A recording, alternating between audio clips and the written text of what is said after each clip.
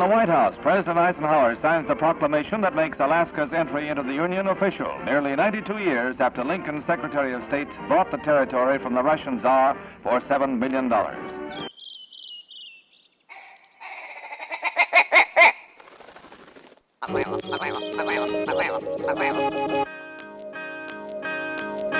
Alaska Wild Project podcast is presented by Alaska Wild Sheep Foundation. Established in 2014 as an Alaskan nonprofit organization, its purpose, keep sheep on the mountains of Alaska. As stewards of wildlife conservation, they promote scientific wildlife management, educating the public on wild sheep while enhancing populations. Their objective is to protect and improve sheep hunting and viewing opportunities. Join as a member today and make a difference at akwildsheep.org. Alaska Wild Project podcast is supported by the following sponsors. Barney's Sports Chalet, supplying hunters with the best hand-selected gear since 1963.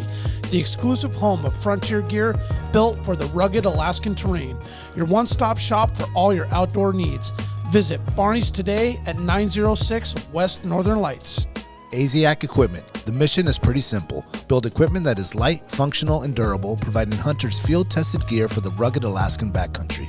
AZAC Equipment offers optic-mounted solutions including ultralight tripods, pan heads, and ball heads designed to deliver in the most unforgiving conditions. Check out their products at aziak.com.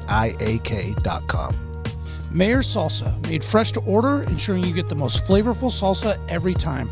Crafted with the finest ingredients, delivering an authentic taste you can truly enjoy. The classics include City Slicker, Arctic Heat, Fairbanks Fire, and AWP's favorite, Rollin' Smoke. Visit mayorsalsa.com, changing the way the world eats salsa. Game Day Men's Health Anchorage, helping men look, feel, and perform at their best with testosterone replacement therapy, ED solutions, medical weight loss, and cutting-edge peptide treatments. Whether you're grinding on the job site or chasing kids around the suburbs, Game Day helps you reclaim your game. Take your health to the next level at GameDayMen'sHealth.com. TheTreehouseAK.com, located at 341 Boniface Parkway, Alaska's own and grown cannabis and CBD store. Ask the bud tender what the strain of the day is to get your 10% off. The Treehouse, where the culture lives. AKO Farms, located in Sitka, Alaska, built from the ground up with concentrates as their single motivation, with exclusive products such as their sugar wax, full spectrum diamond sauce carts, and more. Ask your local bud tender about AKO. Marijuana has intoxicating effects and may be habit-forming and addictive. Marijuana impairs concentration, coordination, and judgment. Do not operate a vehicle or machinery under the influence. There are health risks associated with consumption of marijuana. For the use of only by adults 21 and older. Keep out of the reach of children, and marijuana should not be used by women who are pregnant or breastfeeding. Lawn Pro AK, Alaska's year-round professional property maintenance team.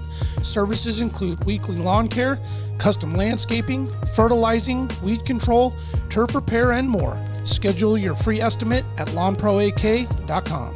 Alaska's OG cider company, Double Shovel, crafting gluten-free colonial-style ciders founded as a healthier, non-inflammatory brew option. Drop by their Pop and Tap room in Anchorage off of 58th and Arctic or visit the second location in Kodiak. Double Shovel, award-winning ciders. The Alaska chapter of Backcountry Hunters and Anglers. BHA is the voice of our Alaskan public lands, waters, and wildlife. Their goal is to uphold our hunting and fishing legacy while keeping our public lands wild. Stand up today and join BHA at backcountryhunters.org. Alaska Mining and Diving Supply, located in Anchorage, is our go-to for powder sleds and utility rigs. Whether you're in the mountains with the flat bill bros, running trap lines, or hauling freight, they have the selection to get you dialed from peaks to the valleys. Find them on Commercial Drive or akmining.com. Grizzly Expediters and Taxidermy, established in 2022, offering a wide selection of services to hunters, guides, and taxidermists alike. They take pride in providing the hunting community with exceptional service and one-of-a-kind results, while capturing a memory of a lifetime. Visit their website at grizzlyexpediters.com. Northern Waste. It may be trash, but doesn't have to look like garbage. Whether it's your home, business, or rental property, Northern Waste will do what it takes to make sure your waste and recycling needs are covered. Visit them today at northernwaste.com. Let's talk trash. Pickles. Oh, good boy. Man. Damn, So Pickles is a Malinois? Yes, he is. 100%? Well, as far as I know, we got him from a rescue. Okay. And the rescue that he came from was like an all Malinois rescue from California, and they sent like 6 or 8 or 10, I don't know how many, to the local rescue here, ARF. I don't know if you guys have heard of that, Yeah. but yeah, I'm sure we'll get into how I got him. Yeah, he's light. We were talking about that earlier. I think that's what maybe Yeah. throws you off a little bit. I thought he was maybe a He's mix. light. Well, he's really tall too. Yeah. Oh, true. Yeah. They're long and lean and lengthy, but they're not as... Because a Malinois' height typically about the same as a German Shepherd. I think it's They're No. quite a bit shorter. smaller. Yeah, They're smaller. smaller. Okay, yeah. Yeah, we just had APD bring in some canines for the students. Oh, They do probably a Malinois good- Shepherd good learning mix. lesson not to Yeah. get in Oh, trouble. really? Most it's of great. those are like Dutch Shepherds too, so people have it in their mind that like that's what a Malinois is. 100%. And they are like a little bit scarier, a little bit pointier ears. He is more of like a Malinois sort of Yeah, look to him. More of like a show line, pretty one that. not bred for like the type of work that those dogs are. Those are pretty specific. He says that like every police force in the nation like buys from this one guy like in South Carolina. Oh, really? And then that guy like gets him from like Holland Israel. or somewhere. Oh, No, there's okay. a couple places, but not Belgium, which is weird. Yeah. I think one place is Germany, another place is somewhere in the Netherlands, and so they choose them. And they said that here in Anchorage they get either full German Shepherds, Malinois, or the combo, and he's at like Okay. all of them. Okay. When they train them, do they train them in another language? They do. Yeah. Yeah, they train them in German, Yeah. and then they train the officer, obviously. Right. Yep. So then a random person can't make the commands. Yeah, Yeah. yeah, it was pretty cool over there. And Well, they won't listen to anybody but their dad. Oh, really? Like he is such a shithead for my wife. It is unbelievable. Really? Yeah, like sometimes we'll go out hiking together and I'll fly off and he will just not listen whatsoever to her. He will rip her arm clean off trying to get away to me flying because I've trained him to also chase me while I fly. I saw that so today. that's kind of like I didn't do her any Yeah. favors Oh, there, totally. you know. Yeah. I bet he'd go and forever.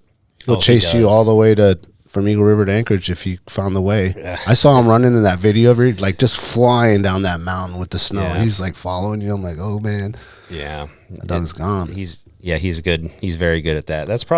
He probably enjoys that more than flying with me. I don't know. He just loves it all, really. It's Just getting so out with fun. you, Yeah. right? Yeah.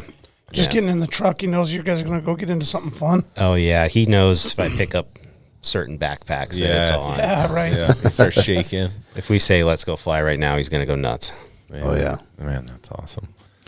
It's great. He's also kind of got like a really loving, Yeah, for sure. like, almost like, no disrespect, but like a dopey, like, Hunky dory. yeah, like dopey's a bad word, or the wrong term. Well, Like, some Bellandois or Malinois, you look at him, you're like, I do not want to approach this dog. Exactly. Yeah, And that's to Jake's probably point more earlier, of like a Dutch Shepherd. Okay. honestly, Yeah. like, yeah, yeah, cop dogs are meant to look like that. Yeah. you know. Yeah, It's not a totally. scary looking Spooky. dog, right? Yeah, no, he's just Yeah. got like a very Yeah. friendly, always demeanor, but it's just when he looks at you, you're like, oh, what's up, dude? Like, he's not scaring the shit out of you. Yeah.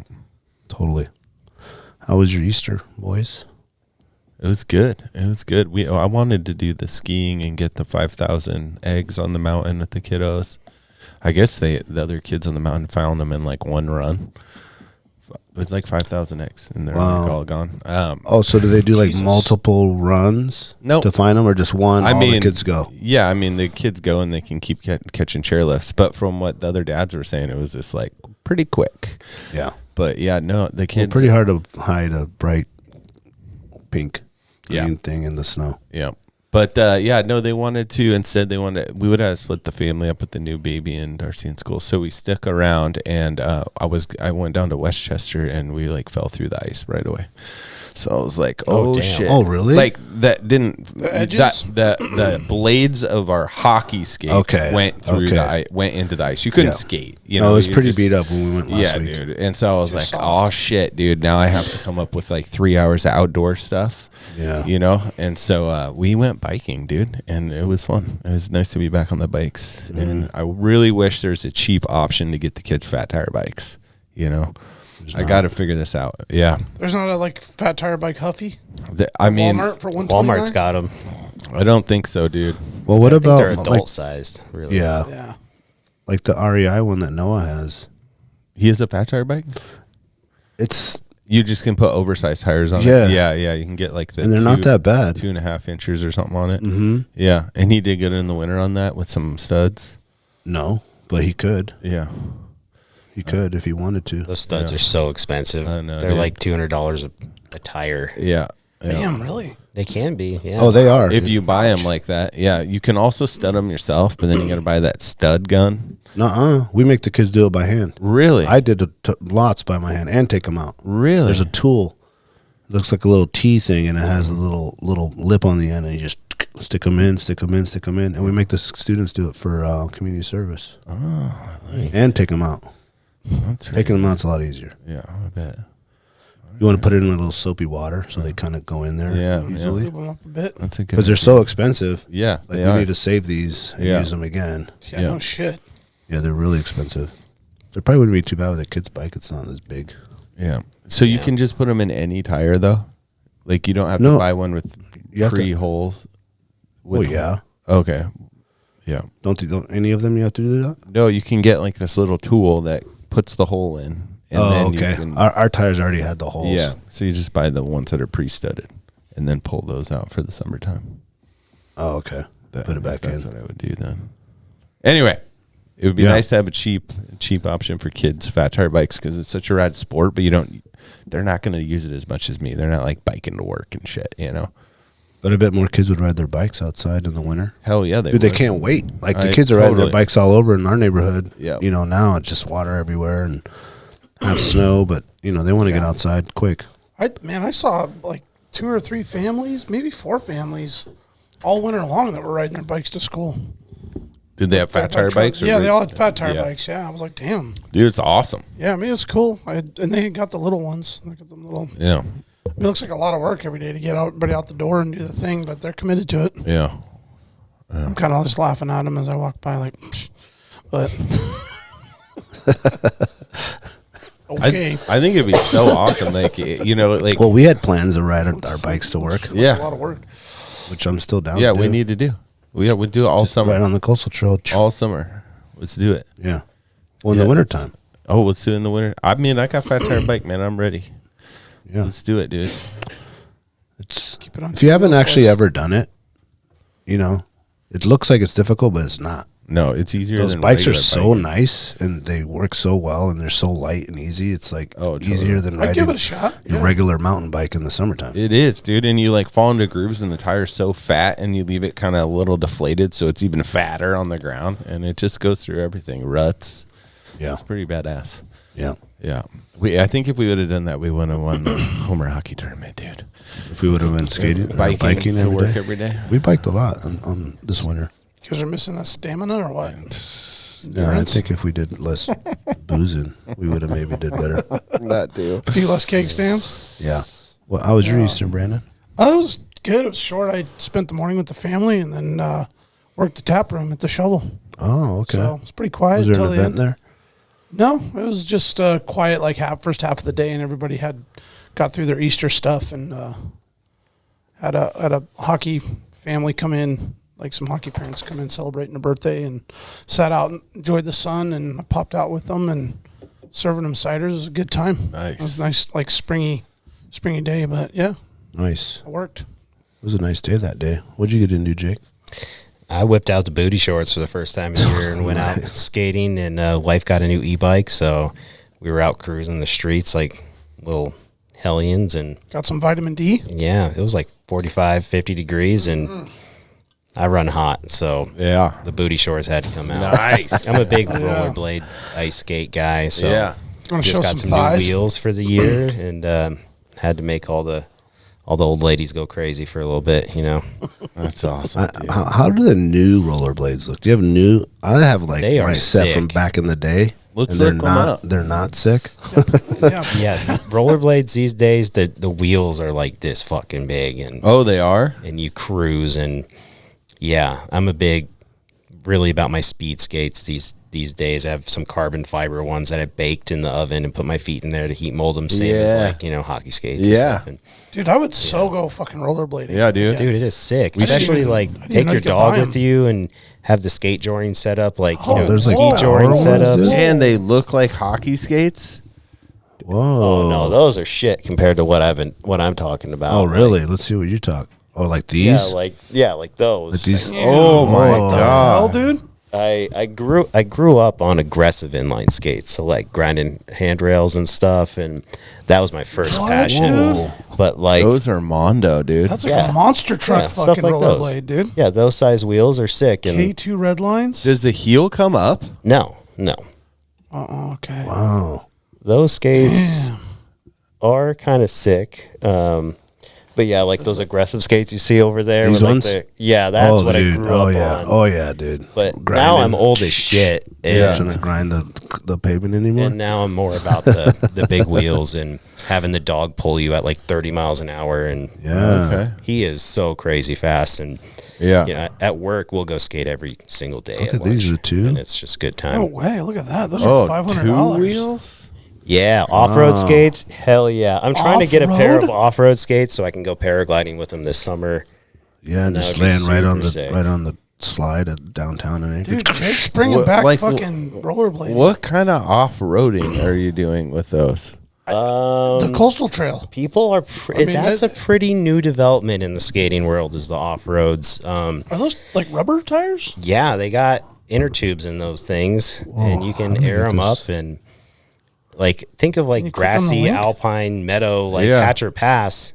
Perfect for them. Really? Yeah, yeah. And this summer I am going to get some, and I'm launching my Speedwing with those. Dude, that is badass. And I Well, am I think stoked. I think like that in general you could use even on a lot of our like Yeah, mountain trails, bike and trails. roads. Yeah. Well, single I track mean, even trails. just a normal trail, our trails are not maintained in like pristine, clean, flat. like the paved Like, trails. yeah, like the they're- big wheels, like the ones we were looking at earlier, perfect for that stuff. Would this maybe be too aggressive? That you would think? be the off-road skates would be a little bit. This is too like much. single track? Like you could do like Yeah. mountain bike? Yeah, like have your wife drop you off at Flat Top and pick you up at Hilltop on those. Would be No way, Stellar. dude. Oh, we gotta look into this. This sounds bad. Those look fun, dude. yeah, they are. Is fun. there a video or a photo down there at the bottom, Daniel? No, go up by the skate. They're down there. There's a guy I follow on Instagram who, Oh, yeah, who here. just made a documentary about this wow. stuff. Yeah. And he went to like Iceland and like, Oh, that he sounds is like the ripping place to go, those. dude. There Like we go. Look at that, dude. He's he'll like, go like camping. Go like in the grass and stuff. Oh yeah, he'll take those. Yeah, that's Oh, him look right at that. there. He's Dude, fucking he's sick. on. He that is like a single trail, or no, that's like Yeah. a hiking trail, dude. Whoa, Yeah, dude, you take these he'll to the go, like, falls, Russian River backpacking. Falls? Oh yeah, dude. Yeah, he'll go You take them backpacking. sheep carry him up hunting, and dude. ride him out. Take them sheep hunting, dude. Yeah, come out of sheep hunting country with the backpack. Yeah, stopping might be an issue. Yeah, Just you don't need to. Yeah, how do Don't you stop, stop? dude. just That's when you get that's to what the I bottom, always figure it say. When out. you got the big wheels, you're going fast. Do you actually need to stop, or do you just got to put that fear away and quit being a little sissy? 9 times out of 10, you're just scared, and you just need to ride you it still out. get past it. Yeah. Yeah, So is it a hockey stop? What you do, or to stop that with no brakes? Like that? like a T-stop, like dragging your foot Oh. behind you sideways. yeah. Okay. Or carving. Damn, like he's in like serious, like kind of mud, dirt trail. Dude, Yeah. that is badass, man. Oh, those are off-road rollerblades. Who would have thought about that, Rollerblades. man? Yeah.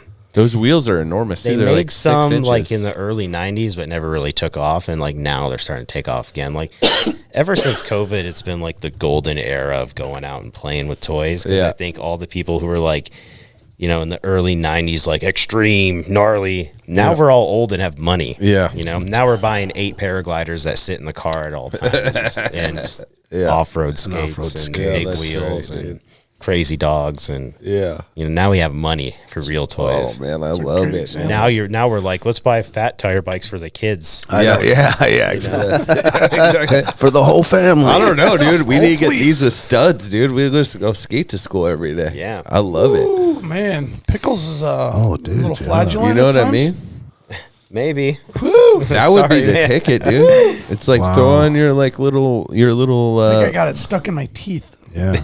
winter wheeled skates and get to school. $400, dude. After it, Pickles. Whew.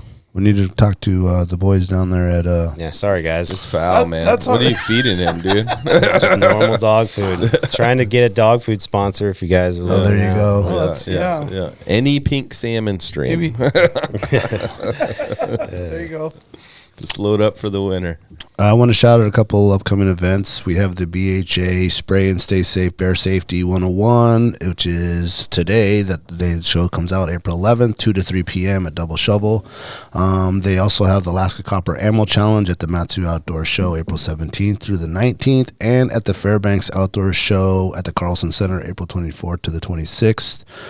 They have a Kenai Stewardship Pint Night at Kenai River Brewing Company. That is Thursday, May 14th, 6 to 8 p.m.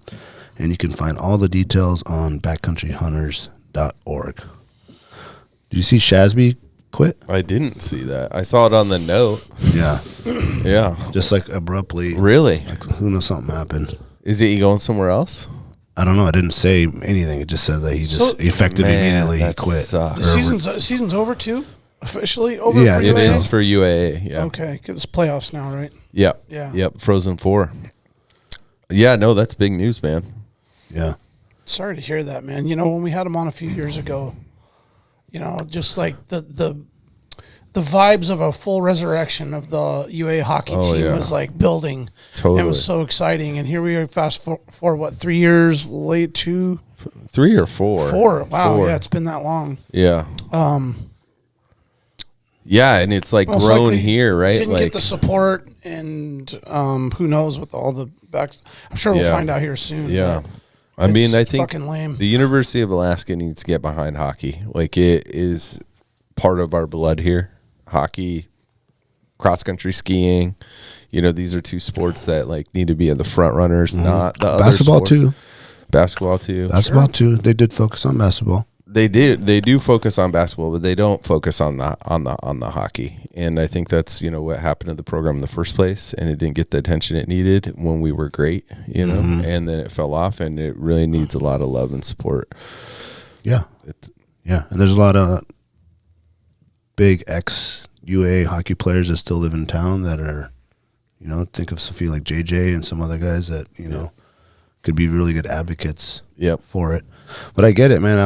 I'm assuming it's something where it's like they weren't, because he had high hopes and high visions for all the stuff they were going to do. And obviously we haven't seen any of it done. No. So he's probably like, is this happening or not? Yep. We don't know exactly, but I could assume that. Also, the NIL thing, the NIL money's going to hurt UA, you know, for hockey. So it's like, That might be what you know, really. a couple other schools have already dropped this year. With like, I think Merrimack. Oh, yeah, there was a few. Yeah. And because of the NIL stuff. Well, you get some of the bigger schools that are coming in, like the University of Alabama, Penn State. Like these are schools that normally Oklahoma have State. Arizona State. Yep. These are massive schools with huge budgets and, you know, Boosters. That was the word I was looking for. And yeah, how do you compete, dude? Yep. But also on the positive end, shout out on Frozen 4, we have an Alaskan playing on North Dakota, Max Swanson out of Eagle River. Oh, His dad, I believe, was Swanson from the UAA days. Yep. Brian Swanson. So hopefully, good luck to them in North Dakota. Yeah, Whatever what's the new name? They're the Fighting Sioux. They used I to think be. they used to be. They're Oh, not. fuck. Oh, here we go. That's right. Yeah, it's ridiculous. That's right. I don't know what they are now. I don't know. Some politically I don't correct. even know if they have a name. Have they renamed? They have a new like logo. Looks like an eagle or something. Yeah. Maybe it's. It's yeah, probably the Fighting Birds or something. the Fighting Eagles. Yeah, congrats to the NCAA college basketball teams. UCLA beat South Carolina Sunday, got their first championship with UCLA, and then Michigan won Monday night. beat UConn for their I second. watched that. Yeah. The second half of that one. That's like the only basketball I watch. I don't really watch basketball. Yeah.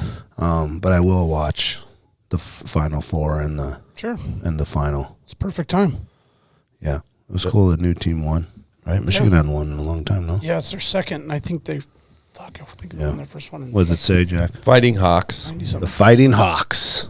Yeah. Lame. That's original. Yep. Yeah. Yeah. It's so dude, it is so lame, man. Yep. It's like I'll never ever call the fucking Commanders the Commanders. They're the Redskins. I didn't even know what you said. I was like, what? I don't follow sports. Same subject, different team. Yeah, never. I'm referring to the forever. They were the Washington, D.C.'s professional football team, historical franchise, were the Redskins. The fucking Indian on the side, sick colors, awesome fucking uniforms. Not allowed. They're the Commanders now. Or the Guardians and the Guardians with the Indian, dude. Come on, the Cleveland man. Indians. I mean, those are so iconic I know. logos, and then it's like, A few people ruined it for everyone. I just don't. I don't agree. Yeah. You can't call them the Redskins. Like, fuck off, dude. Come on, man. Someone actually said that to you? So yeah, Like a person, a real person? Yeah, they said somebody at the airport said that to me. No way. I was Like an actual live person? Yeah. I was like, go back and sit on your fucking What? Dude, I wish I was there, donut dude. fucking toilet seat. I wish I was there, dude. Yeah, 99% of the dude. people in the country are cheering for you, Brandon. Thank you. It's this 1% that we can't speak of. But It's like, well, I'm sorry you feel that way. Actually, not sorry. yeah. Sorry, not sorry. Exactly, dude. Yeah. The kids do it right, Yeah. That it gets old, but Dan, what is this? You're looking for a jerky place, dude. What does that Man, I've been really into different jerkies, and I'm really upset that none of mean? the Really random, Jake. Sorry about That's this. just fine. None of Jerky's the- rad. jerky's awesome, dude. But none of these awesome meat places do jerky. Not that I know of. Indian Or- Valley. No, they do the flat, weird, Oh. shit. sheets Yeah. of Yeah, man, I want the Yeah. chunky, Yeah. Dang. insert Indian name, black and pepper, whatever, dude. I want that, What is the or most teriyaki, what is the most Indian jerky? or like possibly Old find? Trapper. That was the one I was eating today. Oh, It's Old Trapper is Old good. Trapper. I like You that know, one. and I I was like, how come they don't make this out of there should be an Alaska jerky company Yes. because you can make it out of bison and muskox and reindeer and beef, obviously, and whatever else. Yep. And then you could do people's game meat. Yeah, it sounds awesome. So you want them to make it like Old Trapper in the bag? Like that. So I can just have, a bag to take out and, you probably eat jerky all the time when you're going fishing or Do you you're pay going hunting. attention to how expensive it is? It too? is very expensive. It is outrageously Yeah, expensive. it is very expensive. Yep. It is very I expensive. feel like if you get the big, I like the Tillamook. I think it's the Old Trapper spicy. Yeah, Old Trapper. And it's man. fucking spicy. It's Super almost good. like red and turns your fingers red. Yeah, don't touch your Has eye. Thai Yeah, or don't spices. itch your nose. Yeah. I want to say it's like That's a 4-star. $27.99 Oh, yeah. or Oh, something. yeah, dude. And I'll buy 2 packs for a camping trip. I'm like, dude, $50. $50 fucking dollars for Yeah. That's exactly why I was thinking about this, and I was like, I have all this awesome game meat. Mm-hmm. Yeah, I would probably eat. It's just some another roasts way and to consume it, things. right? Because the sticks get old, the dogs get old. I mean, Yeah. you do it all the same. The Yeah. burger, and then you You know all what this- you really do? It's just another way to You eat make it. it yourself. Yeah. I know. You stuff. should get Man. better at You making got time it for that? yourself. Yeah, got time who for the that? fuck? Yeah. Yeah, I got so much time, dude. I'm gonna start a jerky Alaska weekend. Jerky Company. This segment's brought to you by. But I'm just saying, if someone's listening and they know a place or they know a person or they do it themselves, I would love to have them make some for me. What about the jerky guy on the side of the highway? Oh yeah, dude. His fucking. Yeah, I've never I tried didn't his think jerky, about but that. He's got a I'm thinking that's your guy. That's your first lead. dude. We Yeah. need him on the show, man. You know what I'm talking we need to about, get jerky. Jake? Yeah, the guy Yeah. who always got the shrimps and the Yeah. scallops and everything. Yeah, he's got signs like a mile away. Jerky coming soon. Yeah, dude. I got to actually pull in. Turn And left for I've ate it. jerky. It's good. It tastes good. His jerky's good. I Are just you- never actually talked to that guy. And there's different guys. He's always at Puritan Trail. Yes, off the that's Glen the Highway. one. Okay. If Yeah. you go to that one, that's the good one. There's another one that I see around though. There's another one that's on the Kenai and stuff. I thought it was the Okay, same you're right. guy. The Puritan. Well, maybe it is. It's the same signs. He maybe has 2 spots Yeah, now. He's you're expanded probably his right. business. Yeah, but Puritan Creek is where he's at. Always that parking lot. I have seen him there. Yeah. I've had that with jerky. It's good. I wondered if you do a Never batch. have. Yeah. Well, if there's any like people out there that are, into their making their jerky, Who please. is that guy? I don't know. We need him on the show. The though. jerky guy. That's what you He's call the him. guy. He's Everybody in Alaska He's knows the who you're jerk talking about. king. The jerky.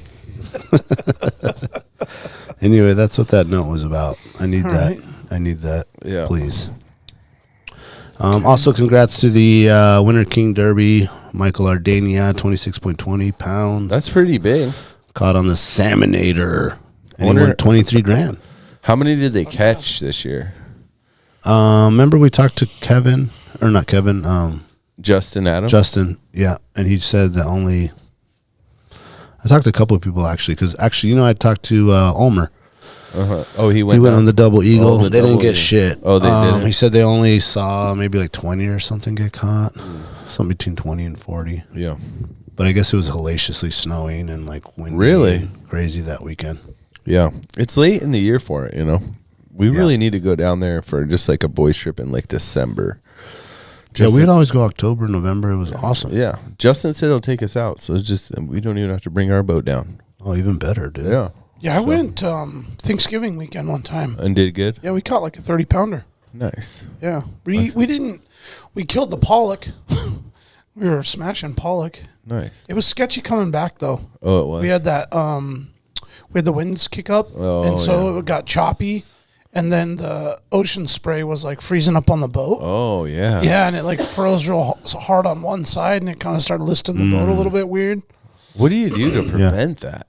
You get to chop it, You pull it out of to bang it with a thing. and put it in a shop. We had to do that one No, time. just like if you're out there all the time that time of year. Oh yeah, right, Oh. right. Well, you Yeah. get like heated windows. I don't know. Damn, they're not showing the 26 numbers. I was looking in 25. The tournament was 233 kings were registered. 200 kings got caught. 233, yeah. This year? No, No. 2025. Okay, That's yeah, I way think- better than the year Yeah. the years Yeah. we went. Yeah, so The years we went was like 12, It was like a dozen or two fish got caught. yeah, it looks like there's 250 boats. This year? No way. 250 boats, 825 plus anglers. This year. And then 25 that's this year. And 25 when 230 plus kings were caught, there was 1,200 anglers. So there was Okay. quite a More. substantial decrease in overall anglers. 400 people weren't there. So obviously that probably, Sounds inflated. I mean, to Google. How many boats would you say would go out when we went there? 200. 200? Mm-hmm. Okay, maybe not then. Yeah, I remember the total numbers that people like being like 800 plus Okay. when we were down there. Well, we went 2 years in a row. Yeah, I guess every boat has 4 people. Yeah. Yeah, I will mean, say the next multiple year though, people in a boat. when we didn't go because we had a hockey tournament, and we were down there, we didn't fish, but we were down there. There didn't seem to be that many people, so I think they had like a low year that year. Yeah, lulls. Yeah. Anyway, let's take a break. We'll be right back.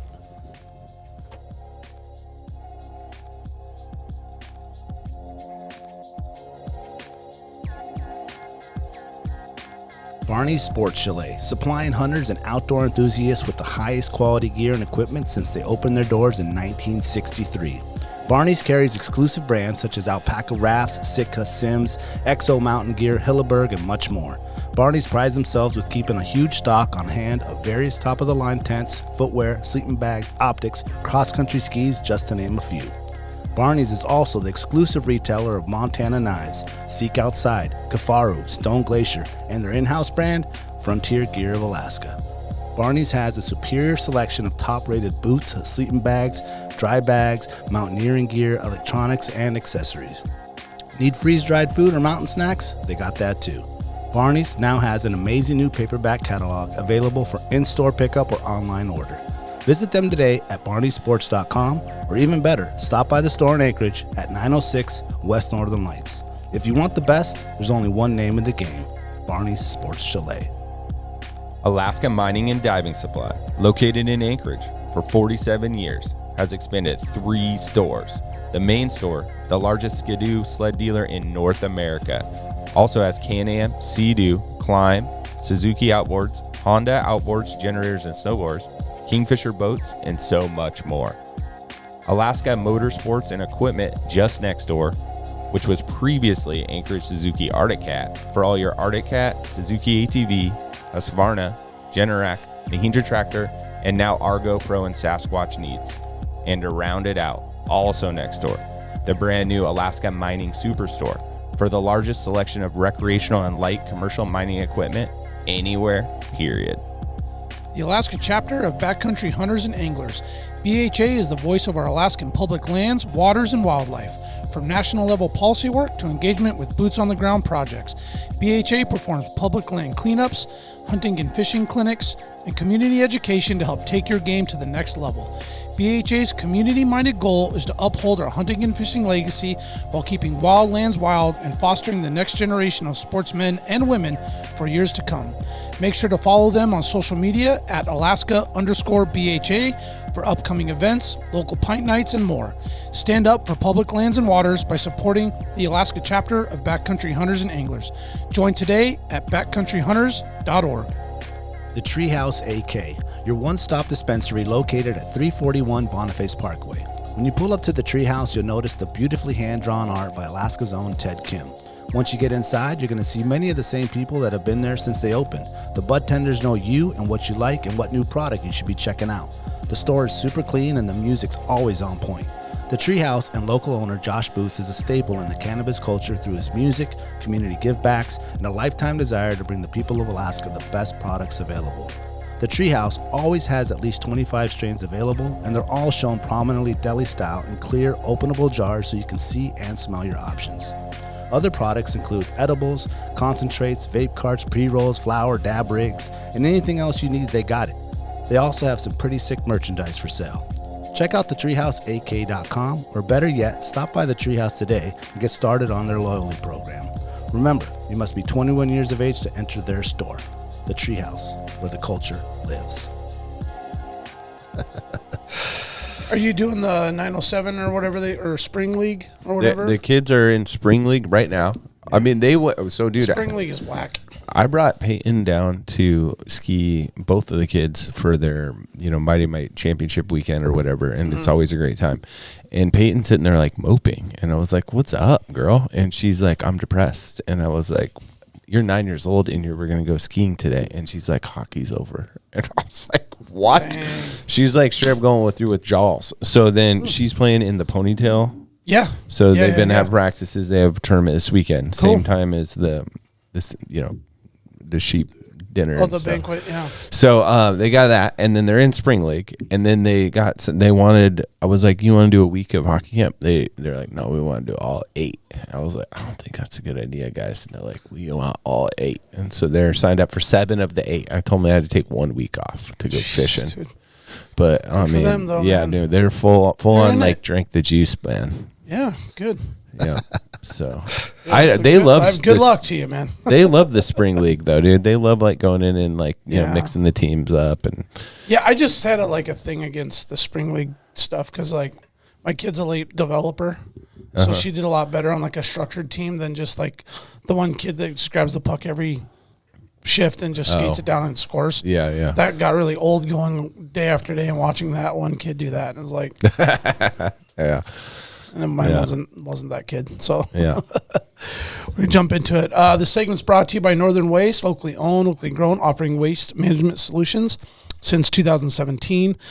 New residential services are now available with curbside trash removal and recycling options in Anchorage, Eagle River, Chuyak, Birchwood, and Peters Creek. To set up your service, visit their website today at northernwaste.com. On this day in Alaska history, 1867.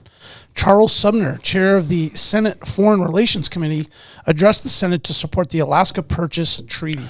His extensive research and speech helped convince a skeptical Congress of the territory's value in terms of climate, geography, and resources. Also, 1944, the Alaska Juneau mine closed at midnight on April 8th, marking a significant end to major gold mining in that region. The federal government deemed the mine's 1,000 plus employees non-essential to the war effort, redirecting labor towards World War II, with its power systems later selling to the Alaska Electric Light and Power. Non-essential, huh? I've heard that before. Is that where they dubbed the term non-essential? Yeah, it sounds Was like in it, 1944? There you go. Non-essential. Fucking But it was fucked good a for lot the of outdoor people. industry, right, Jake? Yeah. We were talking about that earlier. Yeah. Jake, let's start with the story, man. Let's start with the background and your growing up and getting into the flying. Yeah, I grew up in the Midwest, kind of like the bottom left-hand corner of Wisconsin, very heavily into whitetails and, you know, what you would think from that area. Like everybody. Walleyes and whitetails. Yep. Cheese curds. And hella cheese curds. For sure.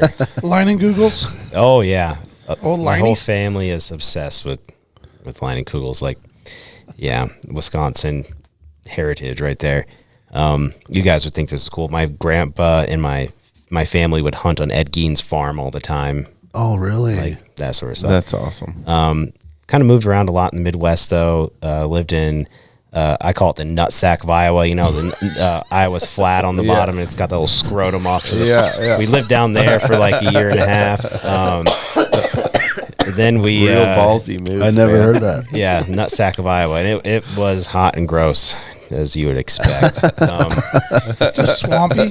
Very swampy. I got a lot of family in La Crosse. It's like halfway up Wisconsin, but we settled down in Duluth, Minnesota for most of my like middle school to high school upbringing. So I just say I'm from Minnesota because we moved around so much. So then I moved up to Alaska when I was 18. I wanted to go weld on the pipeline, and I took a high school welding class and just went deep into it. You were only supposed to take it one time, and I took it like 3 times, and by the end of it, I was teaching the class. And like, Nice. Oh, shit. it was, welding has always been a big part of my life.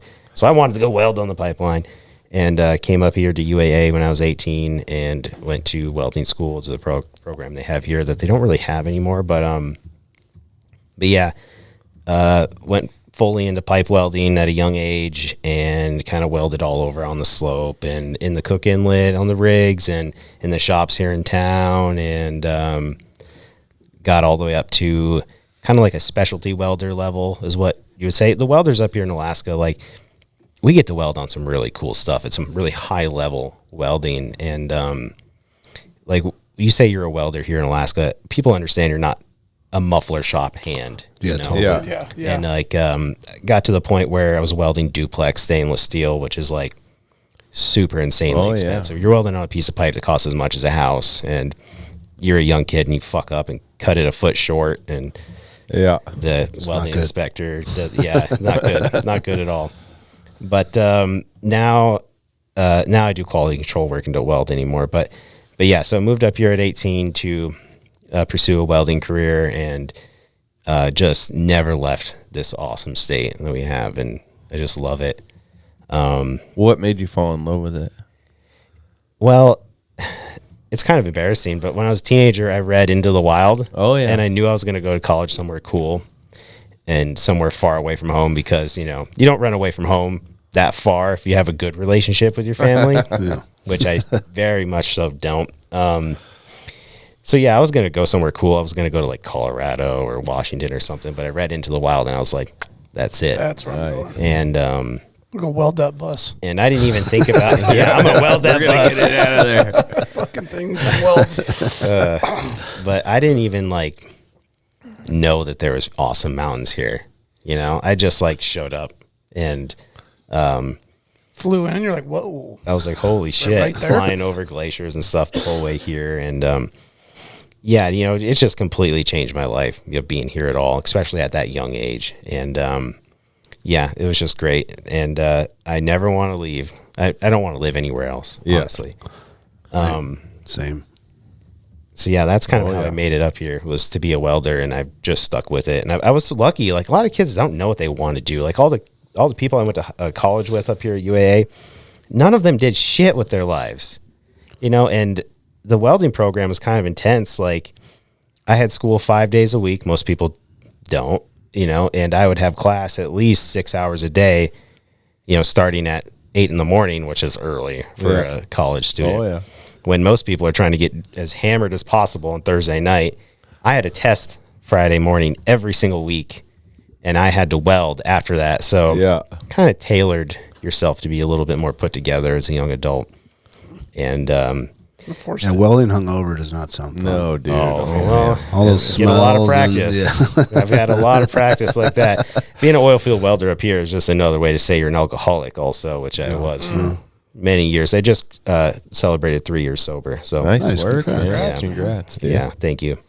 Good time not drinking.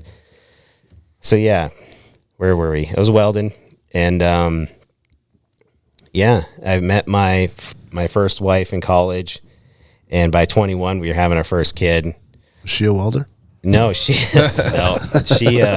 was an environmental scientist major is what she was going for, but she worked for the state of Alaska in many different sectors. I really don't know what she's doing now. She's in forestry, or she was in DNR, or Division of Oil for a little bit. She's done so many things. But I got married young, had kids young, got divorced young, and I have always been like a crazy nut with adrenaline-filled sports and stuff. And for the longest time, I was a split board guy, where the snowboard's cut in half and out in the backcountry. Yeah, that was pretty big in my life for like 10 years. My ex-wife bought me a tandem skydive out in Palmer for Father's Day one year because I had a friend from my hometown who came up with me, and we hiked the Crow Pass in like 2 days flat and drank a bottle and a half of tequila, and the next day or the day after we were scheduled to go out to Palmer to jump, and you go jump here in Palmer. You're flying right past Pioneer Peak. Yeah. I forgot we were going to jump. Like, we're in this plane puttering up, like, looking out the window. I'm like, man, this is just, best place ever. Yeah. I forgot. It was so pretty. So we jump, and, it was better than everybody says it is. And I had it in the back of my mind, I'm going to be a skydiver one day. Like, the kids are gone, I'm jumping, Yeah. So, of course, she took the kids and ran off to catch a can. So I was like, I'm jumping. And it was COVID time. So the centers were closed for COVID regulations. And I had a friend who was a paragliding pilot. And he was somebody you would not expect that was a paragliding pilot. Yeah, He was kind of heavier guy. He'll kick my ass when he finds out I said this. But he's a sweetheart. I love the guy. But he was like, I've been getting into paragliding. I just love it. I just can't stop doing it. It's the most addictive thing in the world. And I just, and he was like, why don't you try paragliding? See if that's open for you. So I found a school up here that does paragliding stuff. And the very next day I went out training for like 8 hours, and it just completely took over my life. And now I'm flying like 100 to 200 times a year. Whoa. And you're just flying on Sunday out there in Eagle River? No, I was not. I've seen a big group of people, like 5, 6, 7. Yeah, there's a ton. This time of year, you're going to see a lot of people out at Eagle River because the thermals are really strong and good and developed. Okay. And those guys were up there for hours. The only reason they landed because they had to piss or they were cold. But yeah, so I went and did some training the first day at Carr-Gottsing Park. You guys been there before? Park, It's like a little grassy meadow, like a 40-foot hill. Mm-hmm. Yeah. So we did a bunch of like ground training, just like kiting the wing on the ground for like all day, getting roasted in the sun. And I did one flight on the first day off that little hill. And it was just pure magic leaving the ground. And I've just been kind of chasing that. Feeling it. Yeah. It's not like when you skydive, it's like everything stops for a second. It's like you're jumping to a vacuum and you can't even breathe. And like, you're like, whoa, what happened? But when you're paragliding, it's like you feel this monster that you bring up off the ground and control it. And it like pulls you into the air. Yeah. And it's like a beast that you tame, and a stallion you break, and then you ride it. And it's just a completely different thing. It's a real dragon. It's your dragon. Let me ask this. Is that type of paragliding different than when I almost died in Hawaii being pulled behind a boat? Yes, that's parasailing. Parasailing. Oh, okay. I saw that note. I'm like, you did that shit before? You Yeah, almost man. died? No. Yeah. I believe that you did the parasailing. I thought you paraglided. I'm like, I've never heard of this before. No, everybody no, everybody parasailing. says that. Well, that's why I wanted to Have ask. you ever heard of air burrito, dude? Yeah, dude. That's why I thought it maybe came Well, from. we went like, the whole oh, family. shit. I'll tell the story real quick. We went the whole family to Hawaii, and now you can't find them doing it, probably because people died.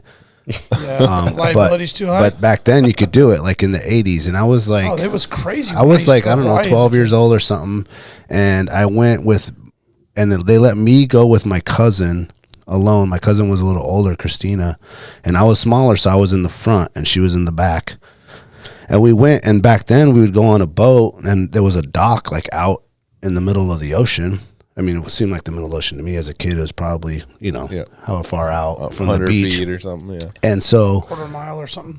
you take off from that, and you're supposed to land back on that. So they're like telling us how to land and all this stuff. But the driver like cut it too short. And so here's the dock. Let's say here's the dock, and here I am parasailing. And we missed the dock and went under the dock. No. Oh, shit. And the boat is like, got it all taut, and my cousin's fucking panicking, and we're like strapped in. So like there's sail in the water, and I'm under the, I just remember seeing like green, like algae under the dock, and like almost just drowned to death because we were stuck to a fucking rope under the dock. Oh my God. That is the most horrible parasailing story I've ever heard. That is insane. Damn, That is yeah. crazy. I've Yeah, heard that people one. are always like paragliding, parasailing. I'm like, no, people actually die parasailing. Like that's Yeah. that's Yeah, the because difference. it involves water. Yeah, It's got a messed whole up. nother element of danger to it, right? At least Well, I if did it before, and I did it once before. I want to say in Mexico, and we from the beach, and then we landed back on the beach. But the dock thing, like, I never seen that again after that happened to me. Man, that is crazy. Yeah. Yikes. Okay, so parasailing, paragliding. Now, what's the motorized? It's just powered paragliding. Okay, and what is what? And then there's what's the paragliding? What's the one that looks like a triangle? That's hang gliding. Hang gliding. Yeah. Okay, so what are we missing here? There's a lot of gliding going on. Speed So many flying. gliders. Speed flying. Yeah, that's what I'm usually doing is speed flying. 9 times out of 10, I'm speed flying. Okay. And that's With- like a small wing, really high performance. You're kind of doing a flight that most people would think is like a base jump wingsuit style flying, like barrel rolls and really close to the ground. And So you're running and jumping off the mountain with a Yeah. small yeah, with the fixed wing, like. no, it's just Just it's like just that. a It's right really there. We have small the picture up there. paraglider. Oh, okay. Oh, yeah, like find the one where I'm upside down. Yeah, that's speed flying. This one here. Yeah, like yeah. That's out at flat top, and Oh yeah, you're hauling ass. yeah, you're probably flying about 40 miles an hour. Then when you come out of a barrel roll, you can go upwards of 80 to 100 if you really try. You gain speed when you roll and yourself. you try to be close to the ground, maybe touch the ground if you're a bad chicken. Yeah, I just got that wing. I just got on the team for this company called FluidWings, and showcasing the awesome Yeah, wings that they make. that is It's the awesome. only American company. Where are they out of? I'm sorry. They're based out of Utah. What was their name again? FluidWings. Fluid wings. He's got the shirt on. Yeah, I got a. Oh, okay. I was wondering what. that Where said. would you say is like the biggest community? Hell yeah. The biggest community is probably in Salt Lake City. Okay. They have a very big. There's a lot of schools there. They have like the best bunny hill, per se. For training. There's a lot of people that fly up here, like for our capita, because like Alaska just has a lot of gnarly people per capita. Like Yeah, there's willing a- to risk it all. Yeah, really willing to do cool stuff, and we got the good environment for it too. We have a lot of access to the mountains, and there's probably about 100 of us that are pretty actively flying regularly. Like see us out in Eagle River sometimes. What about worldwide? I asked because my uncle's really into this too, Oh, and I cool. think that's why we went parasailing. Now that I think back about it, it's probably his fault. But he's really into doing the same thing that you do, but they do it in Colombia. Oh, yeah, Columbia is a great place to fly. Yeah, they have really good, predictable, smooth thermals, and Lots of hills and mountains. And yeah, that's more like a cross-country style paragliding, not like the barrel rolls you just saw that I do. It's kind of like saying you ride bikes. Well, do you ride road bikes? Do you ride mountain bikes or downhill bikes? Or, you know, it's there's a lot of different avenues in paragliding. Like the guys you see in Eagle River, that's full-size paragliding, like cross-country style. A lot of those guys that you see in Eagle River, and they're really high above the mountain, they're trying to get as much altitude as possible. And depending on where the wind's blowing, they're trying to like land at the butte. Oh, okay. And that's pretty common to like land out there or Go like north. Yeah, go north, or you know. Is that following the thermal because it's going that way? Or no, the thermals just like come up off the ground. Up and down, right. I guess the winds. But like you'll still have some wind. Like you want the wind to your back to help you get to where you're going. But people will fly to the butte or they'll land at Flat Top, or people will go to the butte and back, or like there's people who will just go up to like take off in Eagle River at 1,000 feet, climb up to like 6 or so, book it towards Pioneer Peak and go fly around Pioneer Peak and then land back in Eagle River and have some beers. Really? Like that. Yeah, that's pretty common. That, like the guys you see in Eagle River, that's what they're trying to do, is that kind of flying. Got it. Wow. Got it. Damn, and they can So your flying seems to be more a sport, a little bit more extreme. Yeah, when I'm not with the dog, and when I do all of it, honestly. But 9 times out of 10, I'm doing the speedwing stuff. Yeah, it's most fun. Yeah, to me, it's the most fun. It looks like it. It's a shorter run though, right? It's a shorter run, but you also got to you got to work. You have to live your life, and that's the kind of days that line up for me are more suited for that. Like I'm working 10 to 12 hours a day at the welding shop. After that, speed flying's pretty good in the afternoon here. Or, you work a full day and you put the kids down and then you go hike Flat Top at midnight. That's a good time to go speed flying. Yeah. The air is, whatever the conditions are best is what I'm trying to fly that day. Okay. And what are you checking weather on? Like windy, or what do you guys use? Windy and NOAA and as much as you can. Just as much as you can. And honestly, when you've been flying for a long time, you get to see the patterns and you kind of get to know what's happening. I always know if some asshole at work is like, oh, well, it's going to rain today. I'm like, really? Did your emojis on the iPhone app tell you that? We just are obsessed with weather. Yeah. The wife's like, you weathering again? And I'm just like, the phone's right here. Weathering. Yeah. What do you look for determining good thermals? Good thermals, you want a high lapse rate. You really want a big thermal difference in the temperature of the day from the morning to the midday and night. Like springtime right now, where it will be 20 degrees at night, 30 degrees at night, but 50 degrees in the day. You get really good thermals. Okay. And also, the biggest factor is what's on the ground. If you dip the whole world in honey and flipped it upside down, everywhere where it would drip, that's where the hot air is going to roll up on the ground and come off. That's where you can kind of predict where things will be. But also things are there leaves on the trees? Right now in the springtime, there's no leaves on the trees. Or also, is there snow in the mountains? Because the thermal will climb up the hill, go to that cold snow, and release from that point. So you can, Alaska right now in the springtime is just perfect because there's no leaves on the trees, which the leaves will, hold the heat down to the ground. Right. Oh, I see. Yeah, It just And then there's still a little bit of snow up in the mountains. Mm-hmm. You got the big thermal difference where it's 20, 30 degrees at night, 40, 50 in the daytime. So it really just all comes together, and springtime is the best time for thermals because of all that stuff. You'll take off, climb up, go up to the mountains, follow a ridge line of snow where you know that the thermals are going to be.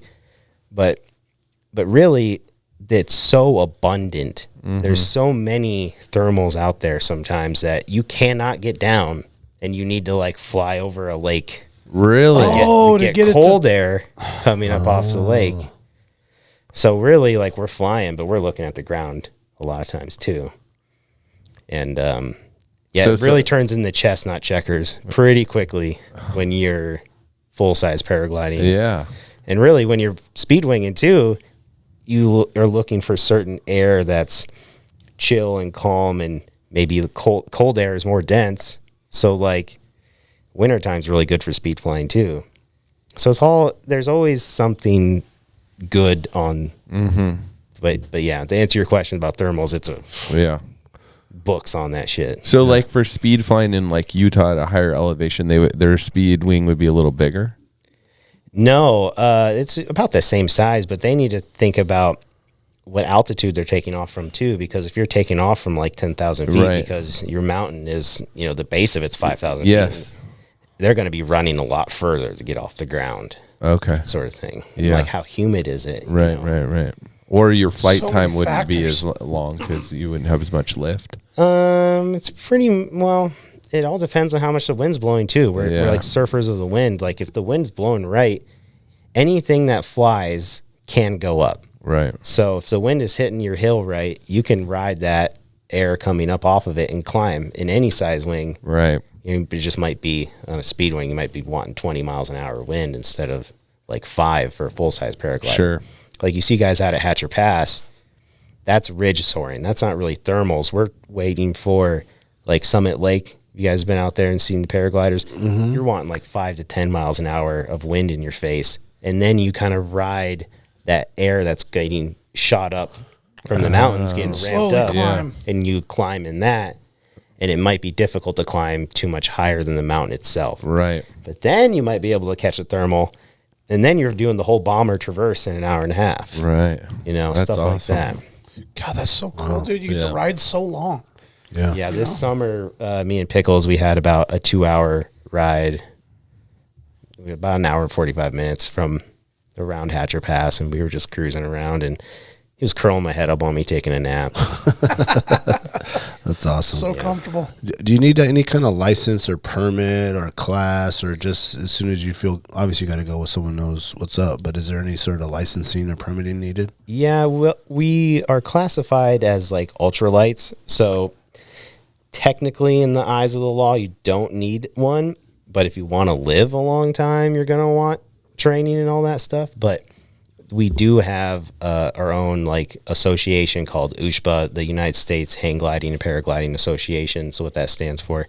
And there is certification levels in training, and it's all mapped out these days.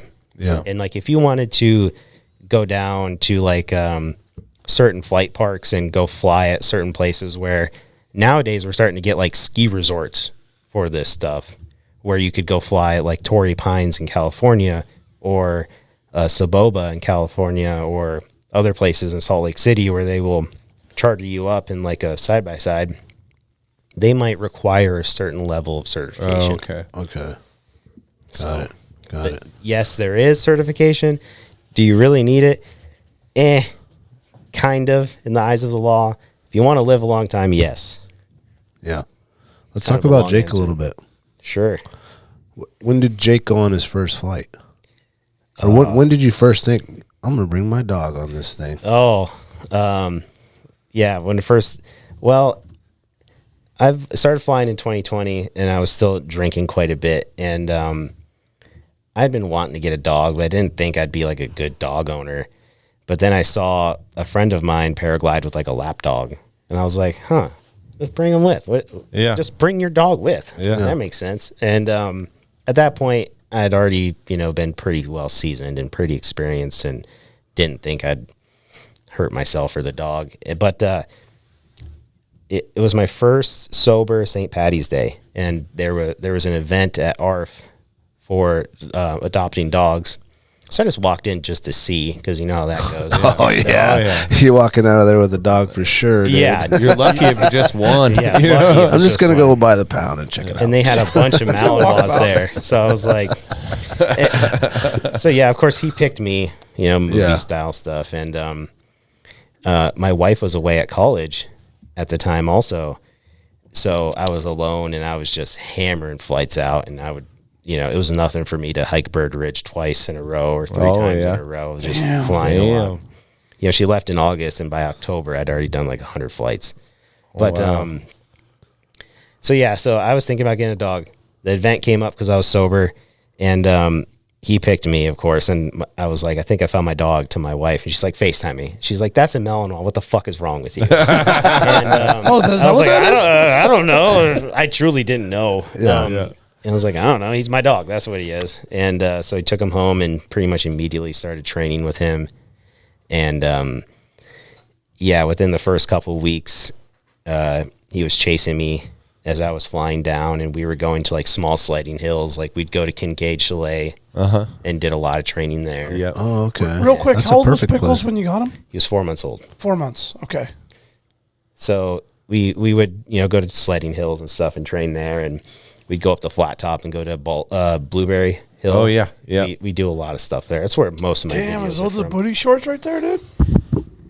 Oh, yeah, you know it. the Yeah, you squads, see that? bro. The naughty quaddies out, That's a dude. lot Those of mountain quads, hikes bro. right there. Yeah, hiking mountains, dude. Guy. Oh, they build Okay. some legs, man. Because, that shit's Old got to be lady's kind of crazy. heavy, right? Honestly, no. Jumping around it's like a little 20 bit here, pounds. Oh, really? Yeah, that was the day we flew like an hour and a half or something. Where's that one? That's on top of Nixon's out in Hatcher. Oh, okay. What you got on your wrist there? That is called a variometer. It tells you your rate of ascend and descend. So in some of my videos, you might hear like beep, beep, beep, beep, beep, beep, beep, beep, beep. And that's me going up. Like if I raised my arm like this, it'd be like beep, beep, beep. Yeah. So it tells you if you're going up or down to Okay. help you find Elevation thermals. change. And lift it's like a stuff. different beep for down. Yeah, it's like, like you're bombing out, dude. Get it together. You need to hear some beeps, man. Yeah. So 4 months you start training, and Yeah. and I'm assuming the training is for gliding. When, like, what was it like the first run? Well, like, did he freak the fuck we out? did or so did he- much training that the very first time it was like magic, and he knew exactly what to do. And we Oh. did a lot of training, rollerblading too, where he'd sprint in between my legs at full speed, and I'd say, "Let's fly, fly, fly, let's fly, fly, fly."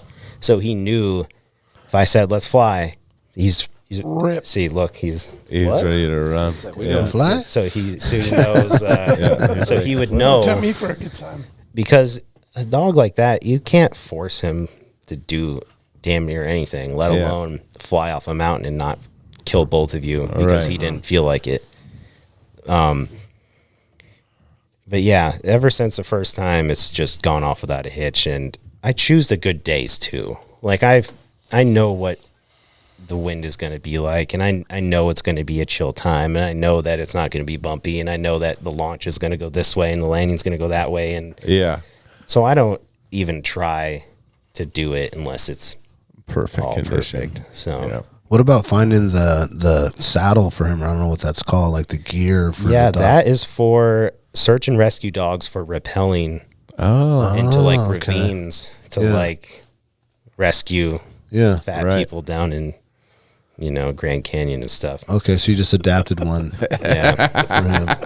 yeah. All I did is Oh, man. We caught I don't know if you Jack. guys know rock climbing, but quick draws where it's like two carabiners with a little sling in the center. Yep. Yep.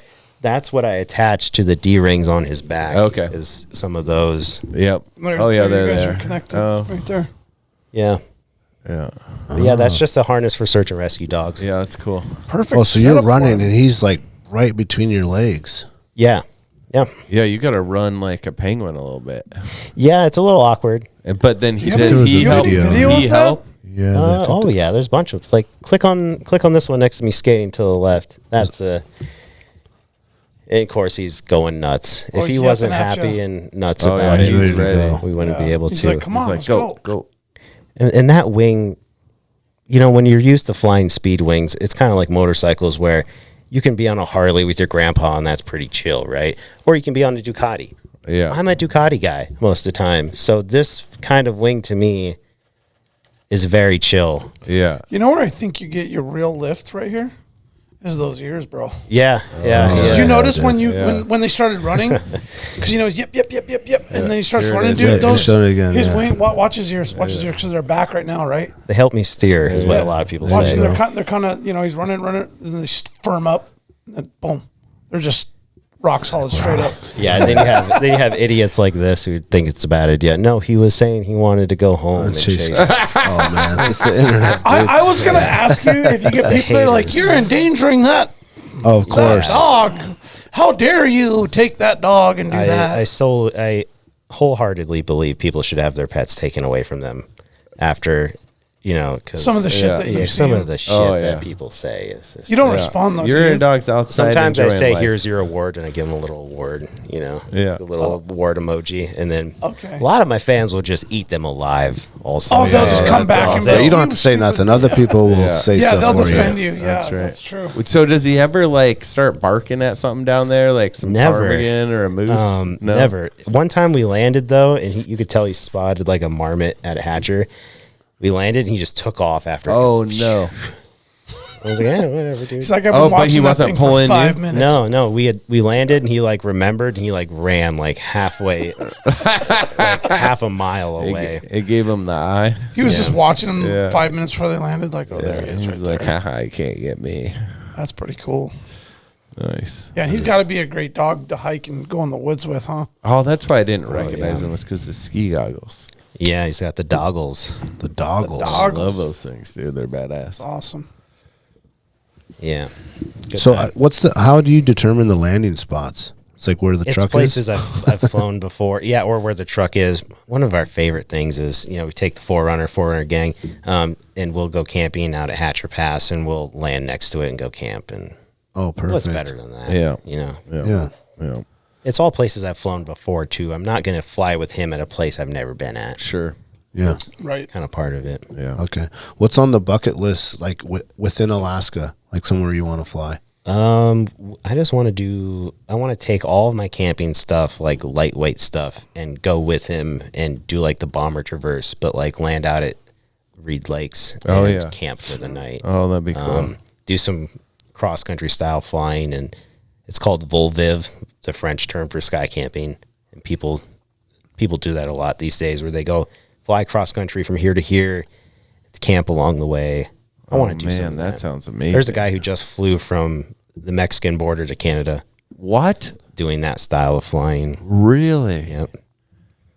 Wow. And so do you have to wait for certain wind directions and stuff to keep yeah. moving? Yeah. Okay. Yeah, but that if you're that kind of pilot, you can do 200 miles in a day, Yeah. 100 miles in a day. Wow. So Dang, Volvic. You're probably not Volvic? determining unless you're doing some crazy logistics at first. Like for something Yeah. like that, like you're just hoping to find the best spot, well, I mean, or at least sort of in this area, because that's where your next climb will be. like think about how I just knew the name of a peak in Hatcher Pass. Yeah. Like it's Yeah. full obsession Yeah. about this stuff, Yeah. and it's always.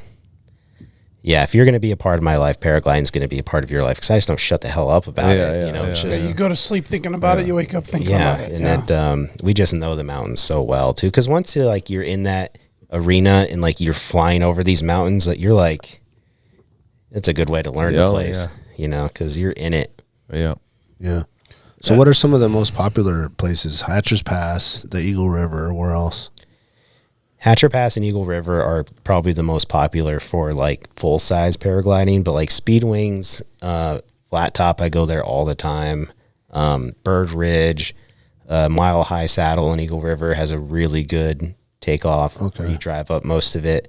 So is that Bird Ridge off the other, not the ocean side?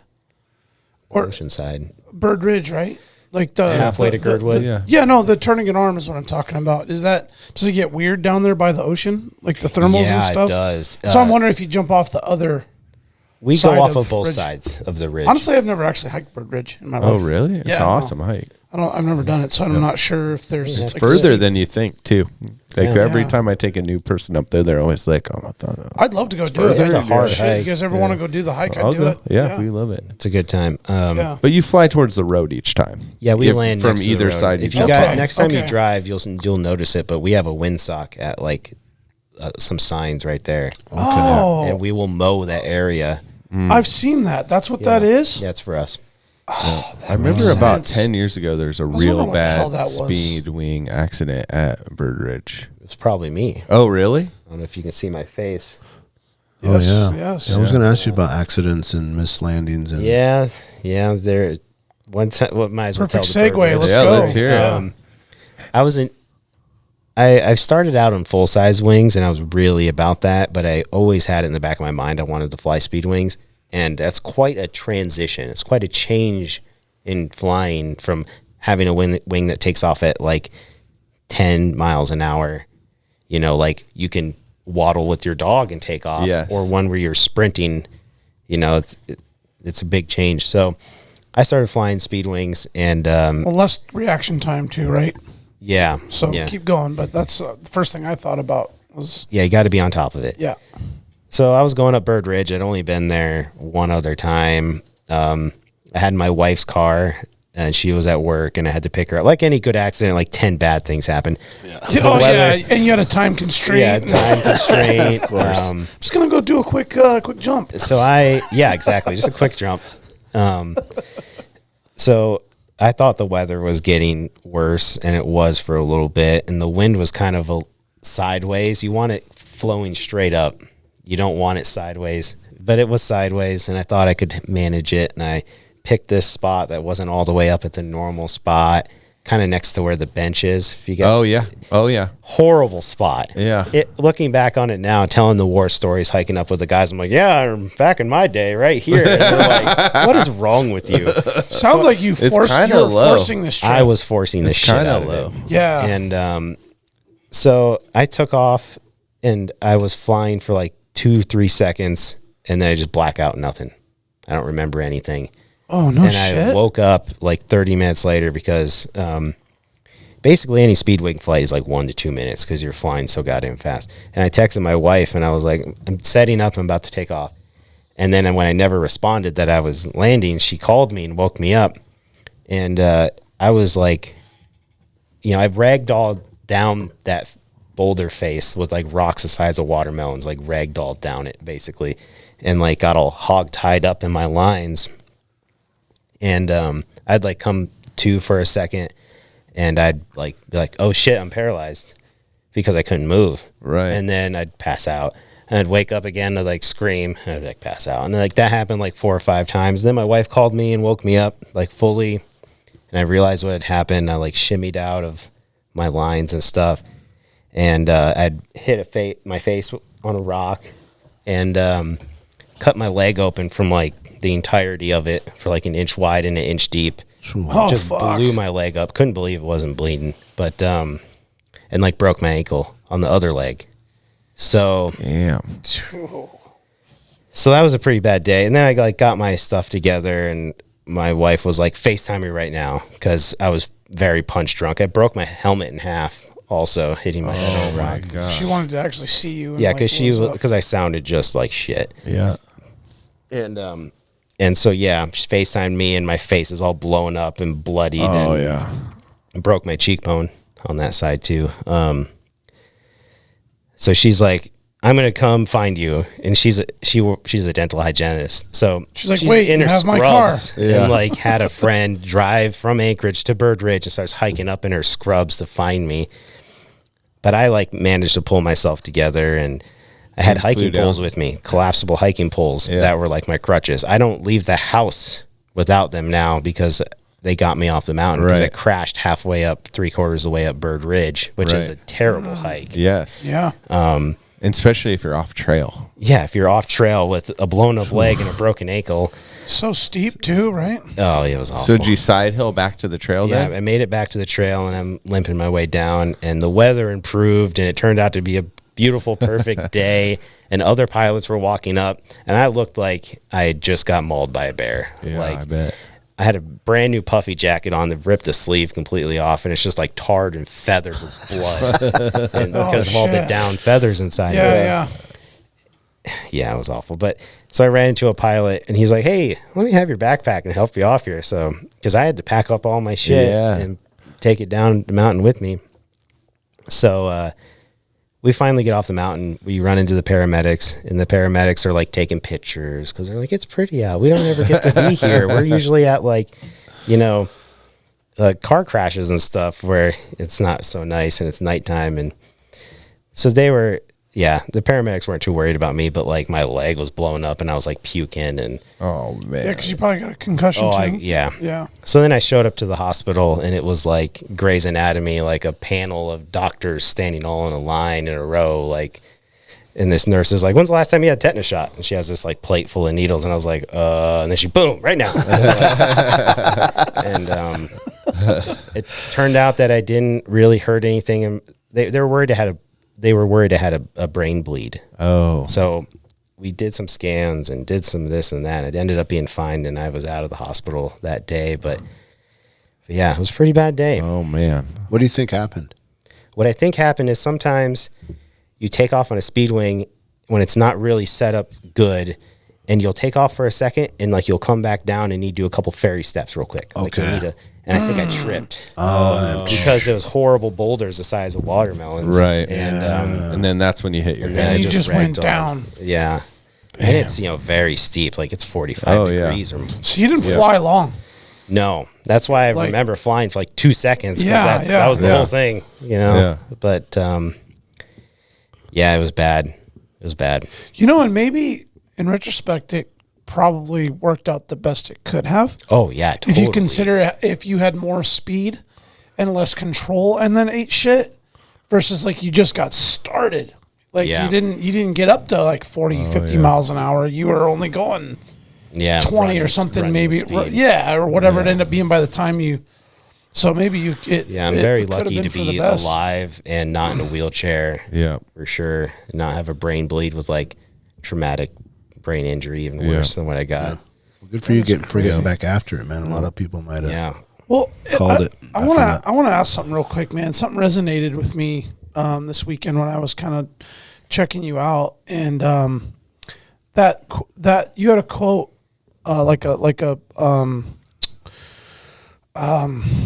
on the podcast you did about the bullshit nature of people saying you died doing what you love, Oh yeah, I hate that. dude. And what you said was the most honest fucking thing Yeah. that I've heard a person say. And do you remember what you said? And can you, Yeah. for our listeners that didn't know, and for the guys, can you kind of, Yeah, don't ever Share say that. if I die in the mountains, don't ever say he died doing what he loved, because I love living. Yeah. Everybody who says he died doing it, that's the most bullshit ever. Like none of us think that we're going to die. None of us think that we're going to get hurt. It's all accidental. And 100 times out of 100, it's your fault. It's never really the equipment's fault these Right. days. Equipment is so good and so easy. Like the barrel rolls you see me do, like I could, on your first flight, I could talk you through that and you'd probably be fine. It's always a personal choice and something weird happens. But like that day you forced your trip? yeah, like I said, like 5-10 bad things in a row led up to that. But like, don't ever say I died doing what I loved, because what I love is living and having fun with my dog and being with the kids and rollerblading on my lunch breaks while all the other guys are on their 4th energy drink and smoking cigarettes and, flying 100 to 200 times a year. That's what I love. Yeah. I don't love crashing and dying on the hill. Totally, man. That resonated. I love that. yeah. I'm like, dude, you didn't really die doing what you loved. You love doing what you're doing, but you didn't love to die. You love Never to think live. you're gonna die or No, expect to die. no. or You're want to die. You're loving life, doing that thing. Yeah. So you love to live. Like that part was, Yeah. I don't know. It's awesome. I wanted you to share that on the show. Thank you for doing Yeah. that. That was really cool perspective on like, yeah, I don't want to hear that shit. Yeah. God. Talking about living, what's like the safety equipment that you're taking with you? Usually I don't really bring a reserve parachute because I'm flying too close to the ground, or I'm flying a wing that's like really safe. Wings are rated at their safety levels, like how quickly it will recover from a collapse or the likelihood of it. And I just don't fly wings that are spicy like that. Or when I am flying a spicy wing, I don't have enough altitude to deploy a reserve parachute. Right. So really, I don't really have too much safety equipment. A good helmet, of course, learned the power of that when I broke one in half. Oh, yeah. Is there specific helmets for that, or are you using like a biking helmet? I'm using usually like a snowboarding helmet, or like okay. not a lightweight helmet. Like a lot of people use lightweight helmets for like rock climbing and stuff, and I don't think that's a very good idea. Yeah. Well, you proved that with your wipeout. I feel like Yeah, you should develop a helmet. maybe one for head's like 5-gallon buckets, because right now I'm just buying the one that will fit on my head half the time. Yeah, seriously though, it sounds like that there's some room for improvement in safety. Well, there's so many different, Safety like there's equipment. Packraft helmets and Oh, yeah. bike helmets I'm and ski thinking helmets. that And you need something that's like DOT rated type shit that can like hit fucking cement yeah. and protect your head. Like could wipe out at 20, 30, Like a 40 miles an motorcycle hour. helmet? Exactly, but maybe compact light that. Well, I think that's like those Fits. high-end snowboarding and ski Yeah, helmets. they are. Like Those are they're meant- made for you to go for top speed, you know? Oh, I guess that's hit a a good rock, point. you know, Yeah, like, okay. they're They're good made helmets. for. Yeah, Like- no, I guess that technology's probably come a long way. Oh, hasn't dude, it? it's tremendous. They're way Yeah. better than like a bike helmet or a mountaineering helmet, you know? Yeah, I'm really big on grilling my friends for not having the right helmets. Like would a hockey helmet work? I mean, I'm sure. I bet You probably I bet a really snowboarding overlooked would- that. Yeah, I bet a snowboarding one or skiing one would be even better, because, like he said, they're designed to like hit a rock. Yeah, People hit a ski so tree or fast. something. Yeah, you do ski high Oh, speed. man. Yeah, that's a Yeah. good point. They're really nice. I mean, the good high-end ski I feel like helmets. that's an easy thing to overlook, though, right? Like with all the gear and how like the rabbit hole you go into to get into this shit. Everybody's obsessed They with the do- lightest thing, you know. Right. Yeah, they Right, are. right, You know, right. I'm not about that. No. I do have a wing that's like 2 pounds though, and like it collapses down to like this big, and it's only one surface to be light. But I like that because it's a fun wing to fly. Yeah. And it's fun to. It's called a run and fly, so people will trail run with it and fly with it. Oh, That wow. wing is super fun. Yeah, that'd be love that cool. thing. But that's because it's fun to fly, not really because of the weight. Yeah, ultralight climbing. Yeah, I'm not about that stuff. Yeah. What about like an inReach or you just have your phone? I just have my phone. I'm not really going out too much on places where you don't really have too much service, but at the same time, it's like you don't go skiing in avalanche terrain. I'm not going flying in ways that. Well, some people like to go skiing in avalanche terrain. Yeah, but you know. And riding snow machines. But they have all the shit. But if you're not, Yeah. then you don't really need it. You know? Yeah, but a lot of people do have inReaches. I have a friend who had an inReach, and he had an accident, and it exploded off of him, and he was there on the mountain for 2 days while he waited for his friend to come And find reaches him. who knows where. Yeah, he never found it. Oh shit! Yeah, I guess that could happen in. Any I should kind of get fall. an inReach though. Yeah, I honestly. mean, I was At least thinking the about mini. that. Yeah, Yeah, they should. connect. You got your phone anyway. I should get a sponsor. There you go. Inreach. Oh, sponsor. there it is. Holler at 'em, guys. Holler at 'em. Sign them up. Well, Promo code Pickles. Yeah, is there Exactly. like a weight? Like your body weight, Pickles good weight. question. Maybe not necessarily with Pickles when you're doing maybe something more expedition and extreme. Is there like a weight limit that you kind of have? Do you kind of have everything going? Yeah. Like, okay, I can't be over all of the wings. 225 or 250 or whatever. All of these wings have a weight range that they're Oh, okay. certified Of course in. they would. Yeah. But like speed wings, like that's what makes it so fun, is like being so heavy on the wing. You know, it's like it's all about what you Because want of to the, fly. But yeah, they all have a certified range. All right. And the wing I fly with Pickles is a lot bigger than my other wings. You know, Yeah, to support like that twice extra as weight. much. Yeah, because Over. what is he? 50 pounds? he's like 70 pounds. Is he? Wow. So Okay. we are very heavy on the wing too. Uh-huh. How heavy is the backpack with the comparisons? My lightest one is like Really, 2 like pounds, nothing. Okay. like nothing. And then my heaviest one is probably like 25 pounds with all the stuff. So it's really Oh, not that's that not bad. much. That's Oh, one you not fly bad with at all. Pickles, the big Yeah. one. Yeah. Yeah. And then I have his harness too that weighs a little bit. Sure. Yeah. that all What? You adds don't up. make him carry stuff? I should. Yeah, I should yeah. make him carry I stuff. feel like he would too. Yeah, he'd love it. Slow him down, wear him out. Nothing makes him tired. Nah, man. Oh, he's getting The going, dog man. looks like he just flies 24/7. Well, I also go skating with him and make him pull me so much that he's like a bodybuilding dog. Like, Yeah. I made it worse for myself. Yeah. He's in good shape. Skating's about done now, though. You have a bunch of cool skating videos on there. Yeah, we go ice skating a lot. Got sponsored by Ermin Skates, and we do a lot of skating on the Ermins. Do a lot of rollerblading too, but there's really no off season for any of this stuff I do. If ice skating's bad, it's already time to rollerblade, and Yeah. we're flying all year long, and it just is what it is. There's Yeah. no off season for anything. I don't understand how people can be like that, where they're like, you know, skiing's cool and all, but like, what do you do in the summer?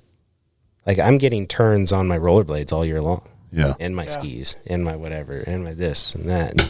Yeah, you're flying too all the time. Well, I love that too, because like I'm a lifelong Alaskan, and I have my ups and downs, and I'm not as active as I need to be to truly embrace what the offerings of Alaska has, and not just South Central. I just mean like to live here full time and engage in it and enjoy it, and not get yourself in the dumps about winter and cold and snow, and which I do.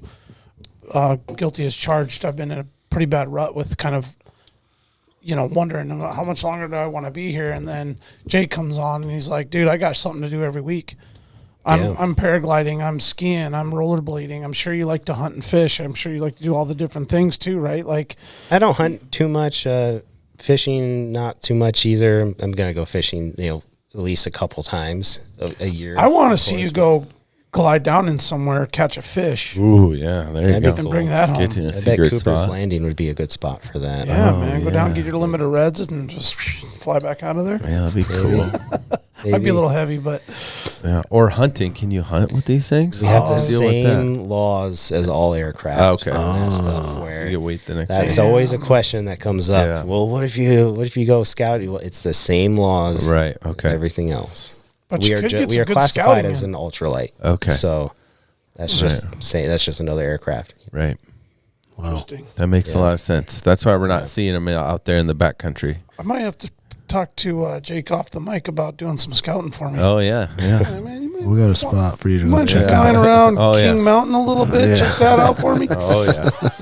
See if there's any rams We laying around see up there. so many take you up there. animals out there. I bet. It's crazy. Could I jump on Pickles' harness and Yeah, we'll put take you me in for the a Oh yeah, ride? you got a tandem. I don't have a tandem. right. That's the next thing I'm trying to work on is get tandem certified and start taking people for fun. Yeah, yeah. Does your Would you- wife go?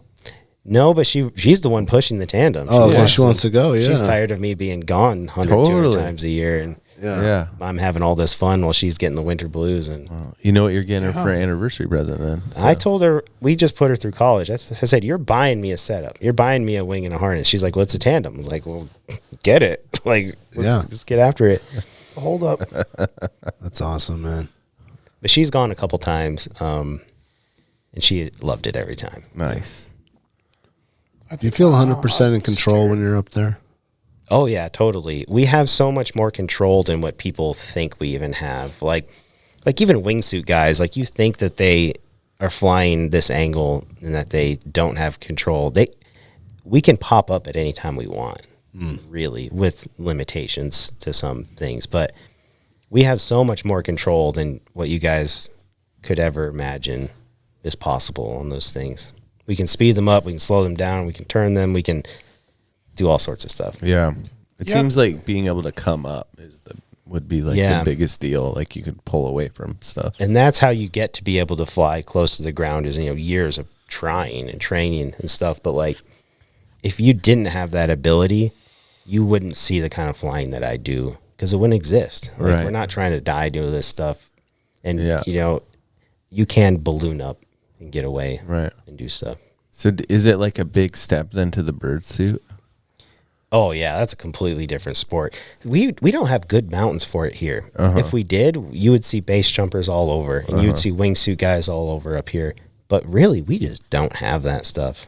Yeah. We have good mountains for paragliding. We have good mountains for skiing and good snow for that. But we don't have good base jumping. We don't have enough tall Like sheer cliff. sheer cliffs, right? I mean, No, you need that like 10, 12,000 foot. Well, really, wingsuit guys they need like 300 to 500 feet. Maybe some guys maybe even a little less of just a sheer cliff. Where you can free fall. And where those aren't around very much up here. Yes, If they yeah. are, they're way out. Yeah. Yeah, They're you not gotta- easy to get to. They're either. remote. Right. Like if there was good base jumping here, we'd be on this podcast for base jumping with the dog because that's what I'd be doing. He's just over there in his own suit. Just- Oh, dude, that'd be amazing. They're like, it's a bat. No, with a no, leash. that's a pup. That's Pickles. That's Pickles. Pickles has a bat suit on. Wow. What did we miss? Oh, I wanted to know about the flow state. So, like, you know, like going up hiking and stuff, you probably get the flow state. Do you get it when you're flying too? Yeah. It's such an emotional thing when you fly that if you're like really, you know, we talk about the flow state a lot in the paragliding community, especially the speed flying community, where you don't have time to think about anything else. Yeah. And if you're thinking about other stuff, you're probably going to do something dumb. You're distracted. And yeah, we're totally in that flow state for sure. But also, you can get lost in the sauce pretty easy.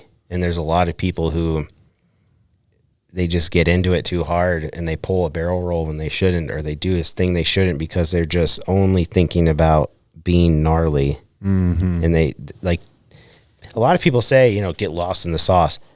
They don't understand how dangerous that really is. But yeah, the flow state, huge in our sport. There's time, but it's such an emotional thing that it's hard to not kind of get into that. Yeah. There's times where I'm screaming of joy, and there's times where like you had a near miss, and you're like you feel devastated. Your tail's between your legs a little bit. Yeah, it's like there's times where I've just like been so mad at myself for having a near miss, and like you like want to cry. Yeah, because like you just almost died. Go home. You know, you just want to like, why do I do this? You know, but it's a thing you need to manage. It's a skill. Yeah. To have. Yeah, you need to like not constantly, but occasionally, sometimes on not knowing it's going to happen, like find your edge, right? Like kind of push your edge and be like, oh, it resets your mind to your fundamentals, the safety things, the stuff that you made a calculated error and missed on, resets you to be like, hey, I'm supposed to get home to my wife. I got to work tomorrow. Yeah. I got a family to take care of. Like, getting lost in the sauce is cool in the moment, but to get out of it. Like, it's all about your ego. Can't live in the sauce. Like, you have to have an ego to do this sport. Like, you really think be a little crazy. You really think you can take this little bed sheet and run off this mountain and survive it? Well, yeah, I can. You know, you have to have a little bit of ego, but you got to check that. Yeah. Also. Yeah. I wonder how far one could glide with a sheet. The sheet? Like, just there's these guys that like will take pieces of cardboard and just hold them and wingsuit with them. I've like seen there's that. people who do crazy stuff. Really? Yeah. Oh, yeah, they're I've just seen messing around. But yeah, you see, that guy's also probably the best wingsuit pilot like ever. Yeah. But he's like, fuck it, I'm gonna take try this this piece thing. of trash. Or that's like what IKEA like. bags. Like, you know. Wow. People do crazy stuff. Wow. Let's take a break. We'll be right back.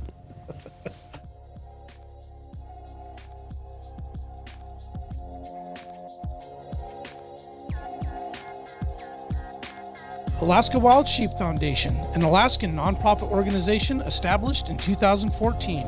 With members throughout the United States and an increasing number of international members, this volunteer-driven organization works to facilitate science-based management of wild sheep and wildlife conservation.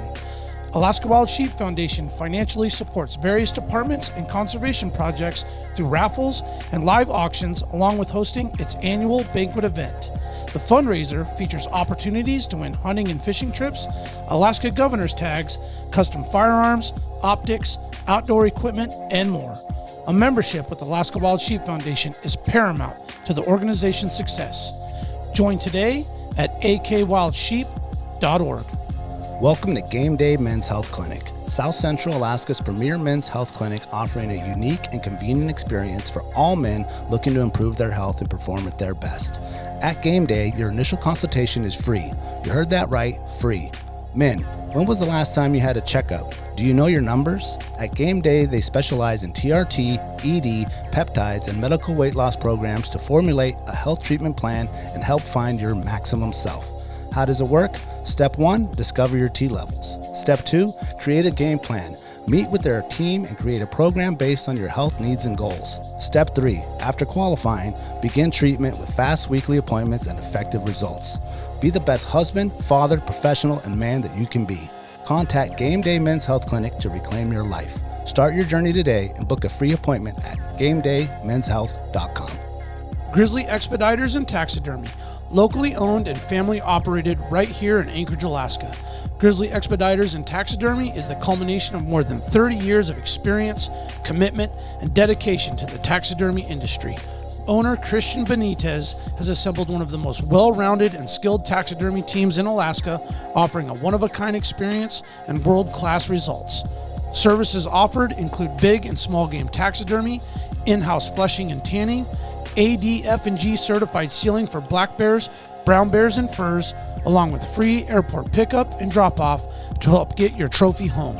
For additional information and to review their pricing sheet, visit grizzlyexpeditors.com, or better yet, swing by the shop located off of Arctic and 58th Avenue. Grizzly Expeditors and Taxidermy, your one-stop taxidermy shop. All right, we're back. It's gonna be time to test your knowledge here. Sounds good. Not sure what kind of knowledge we need to know today. Brandon does the trivia, so we'll find out. I threw it together, boys. It's very much relevant to what we're talking about. Trivia is brought to you by Connoisseur Crude. Thank you. can find Connoisseur Crude concentrate products at various dispensaries all over the state, notably at the Connoisseur Lounge in Palmer, Alaska. Trivia question number 1. What location, this is city and country, is the paragliding capital of the world? Jake, you answer last. Salt Lake City, Oh man, Utah. one of the ski resort towns in France. We need a name. Je le pois. I'm going to go with Bing Air in India. Yes, Oh, Ooh, that is right. oh, That they is had right. it. I Okay. think that's how you pronounce it. Bir, Billing, Bir, B-I-R, Billing, Yeah. Himachal Pradesh, India. It's like Yeah. a fucking lot of that. Wow, Widely really? recognized as the paragliding capital of the world, known as Asia's highest and the world's second highest paragliding site. It hosts international championships and offers breathtaking Himalayan views. Interlaken, Switzerland is also renowned as a top European paragliding hotspot. There you go. You and So, Pickles got to be France on was a a flight. good one, though. They have, like, paragliders on their money. Oh really? It's huge. Yeah, with those That's rock cool. faces and stuff. Damn. All the ski Yeah. resorts. We'll go to Mount Blanc or something. Oh, that'd be beautiful. Yeah, and I'm in full send. Are you ever That's gonna good you go said that. That's the only one I to know. the India one? Maybe not the India one, because that's not really my style, but France for sure. Yeah, All the okay. Alaska boys, the speed flying guys, go there once a year, and they just came back. They do an international Oh, man, run. that's super cool. Yeah. Badass. Yeah, what is the world record longest straight line paragliding flight? Oh, Jake, you gotta go last. damn, dude. I feel like Jake is gonna know all the answers to this because Okay. he's what I thought. He's like fully geeked on everything. Repeat the question. What is the world record longest straight line paragliding flight? Definition. Definition of Straight line? straight line? Not a circle. Okay, I'm gonna say. I'm assuming straight I'm line's gonna just say like one flight. I'm gonna say you 36 can miles. You can clarify that for us. I'm gonna go 750. Whoa. Okay, It's that's a like wide range. 350, somewhere around there. What'd you say? That's like 350. 350? 350 miles? Yeah. It's 378.9 miles. I went too high. 609 kilometers world record. What did I say, longest 36? straight line. Yeah. Yeah. Earlier, I was telling you it was further than that. He said Yeah. 200 a day earlier. Oh, Set, yeah. set by American pilot Sebastian Caruso, I think is how you pronounce his name, on June 2nd, 2021, located where? Texas. Fucking A, dude. Texas? Nice. Yeah. Rio, it's Texas. crazy. Flight duration was I think it was like 11 or 12 hours. 11 hours. Do you just pee on the air or what? Yeah, exactly. Just They pee, have just like let it fly a condom over a field? catheter is what they call it. It's basically a Jimmy hat with a tube on it, Yeah. and they have it fish it out their leg. Oh, nice. Okay. Yeah. Yeah, dude. Yeah, I need one of those Crazy. things, Tim. You Sounds do. great. You do need one of those for I the know. tent. Yeah. I'll just Fish it whatever- right outside the tent. Sounds awesome, dude. The Parawe. What do you call it again? I like Paragliding. It's like a catheter condom, I think is what they call it. Wow. Oh man, this sounds We just great. call The it fluid P2. coming off that guy. Yeah. In what year was in what year was the sport of paragliding officially born? Oh. A. Okay. 1957. Okay. I'm starting to go full multiple choice now, Jack. A. 1957. B. 1965. Or C. 1978. I'm going to go 78. That's my birth year. Jack, 57. Jake, I think it was 78. 1978. Damn. Paragliding was invented in super old, dude. in modern. As old as paragliding. Yeah, don't I'm as old as paragliding, bitch. Yeah, in 78, when 3 French parachutists, I'm not going to mention their names because their names are so hard to pronounce, pioneered foot-launching ram air parachutes from the mountains of Missouis, France. Ram air? Yeah, Like apparently that. so. David Barish invented the sail wing for slope soaring in 1965, and in 1978 marked the true birth of the sport. So it started with a parafoil to a sail wing, and then in 78 became the official paragliding. And I think a manual came out in like 84 or something like that. Like an actual like paragliding manual, official manual. How to? Was written. Build your own at home. Yeah. Just use your sheet. You did not disappoint, Jake. I only had 3 today. Crushed. Well, what if I have one for you guys? Oh, Please. yeah, Oh, hit my us. God. You guys will love this. Bring it fucking on. No one ever asked What me was the trivia. first place in America to have somebody fly a wing off of? El Capitan. Damn, that's a great That's guess. what I was gonna pick. Damn, dude. that is a good guess. Any other guys? Yeah, Devil- hold on. Devil- You guys will love this shit out. Devil's Tower. No. Oh, fuck, if it's Alaska, I'm going to fucking... I'm gonna have to go with something Alaskan. Arctic Valley. Arctic Valley. Arctic Valley Really? in the 80s, like 81 or 82. Was the first U.S.? Yes. What? Yeah. Wow, Oh. that's Yeah. cool. Of A all bunch the of guys fucking that were mountains. climbing in the Alps that were from Alaska went over there, saw paragliding, got one, brought it back, and in the early 80s, they used to have a picture of it up at the chalet. But in the early 80s, they were flying it off of Arctic Valley. Wow. And now, to this day, it's the only place in North America they let us fly because it's been a part of the culture there. Wow. Shit. Yeah, like we are allowed to fly at Arctic Valley because of that. And we are the only ones in North Like America. At grandfather. any ski resort, you mean? Yeah, at any ski resort. Wow. They used to let us fly at Arctic Valley, but when they sold out to You mean Alyeska? Alyeska, sorry. They used to let us fly at Alyeska, but when they sold out, they ended that. But Yeah, too now much liability. Arctic Valley is the only place in North America What? that they Wow. let us. Wow. As far as the Yeah, ski shout out resort. to them, boys. Man, I would have We had him. thought... What was Rich Todd. Yeah, Rich Todd, baby. I would have thought, like, Gangster. somewhere off the fucking...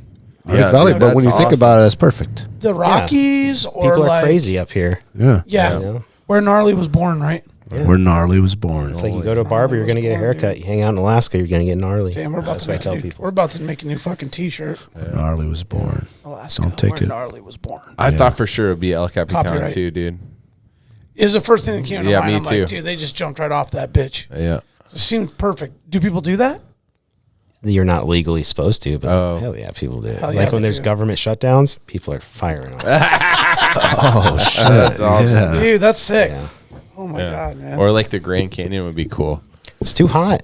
You don't want it to be that hot, really. Even in the winter? I'm sure people have done it, but Yeah. like, What about Just on the seems like it president's, would off have the president's crazy- heads? What's that place called? Mount Rushmore? Rushmore? Oh, yeah. there's Dude, no good North landings Dakota? there. Super No disrespectful. good landings? No. I wonder if it's not trivia. I wonder what other animals people have flown with. Well, we had the Mountaineer we were talking about, but they didn't fly. Yeah, They're he's doing not- it. Mountaineer. I need to follow that. The guy. Mountaineer, dude. Here, I got it right here. It'd be cool if someone did it like a little bit. A What is little that goat. cat's name? They Do make we got a name little for this kids cat? harnesses now. I'm Also, sure. I like thought that's 2 the- 3-year-olds are out Is his there name? flying. Is his name Jalapenos? I don't know what it Crickets. is. Crickets. huh? Mountaineer. Petra and Lev. Maybe it's Petra or Lev. Click the more on the bio so you can. I thought it What was. would have been? What would have been a I thought better the name comparison was to Pickles? Mountaineer. I think that's the cat's name. No, over by hoping to inspire you to explore the outdoors with your. Click that more. No. Up and to Oops. the right. This one. That one. Yeah, it doesn't No. say. Oh, I think the cat's name is the title. The Mountaineer. Yeah. that's such a Alaskan thing to do. I love that. Yeah, dude, this cat's done it all. Yeah. It's like in Hawaii on one of those pictures. What else would you do with like a goat? Baby Yeah, goat. a little goat would be dope, dude. You wouldn't even have to get a baby one. You just get like one of the dwarf kind. I have 2 challenges for you, if possible, that I want you to fully document your paragliding experience. Somewhere out off of Kodiak Island Oh, yeah. and somewhere out of Prince William Sound. Yeah. Those are that'd be 2 cool. areas that you needed to get some documentation of you paragliding Yeah. from. Kodiak number 1, I think that'd be pretty cool because you can. Climb up easy. And I don't know about climb up easy. Well, but nothing's mean, easy, but I mean, Yeah. you can People climb have up. road Road it for system sure. from. I there's tons wonder. of I wonder. peaks. Have you ever studied any of the thermals in those areas and like how that works? It's got to be more erratic, I would think. Not really. When you're close to the ocean, things get a little weird. Like Homer has really good flying or really bad because Okay. you're so close to the water. Yeah, and is that flying on the other side of the bay?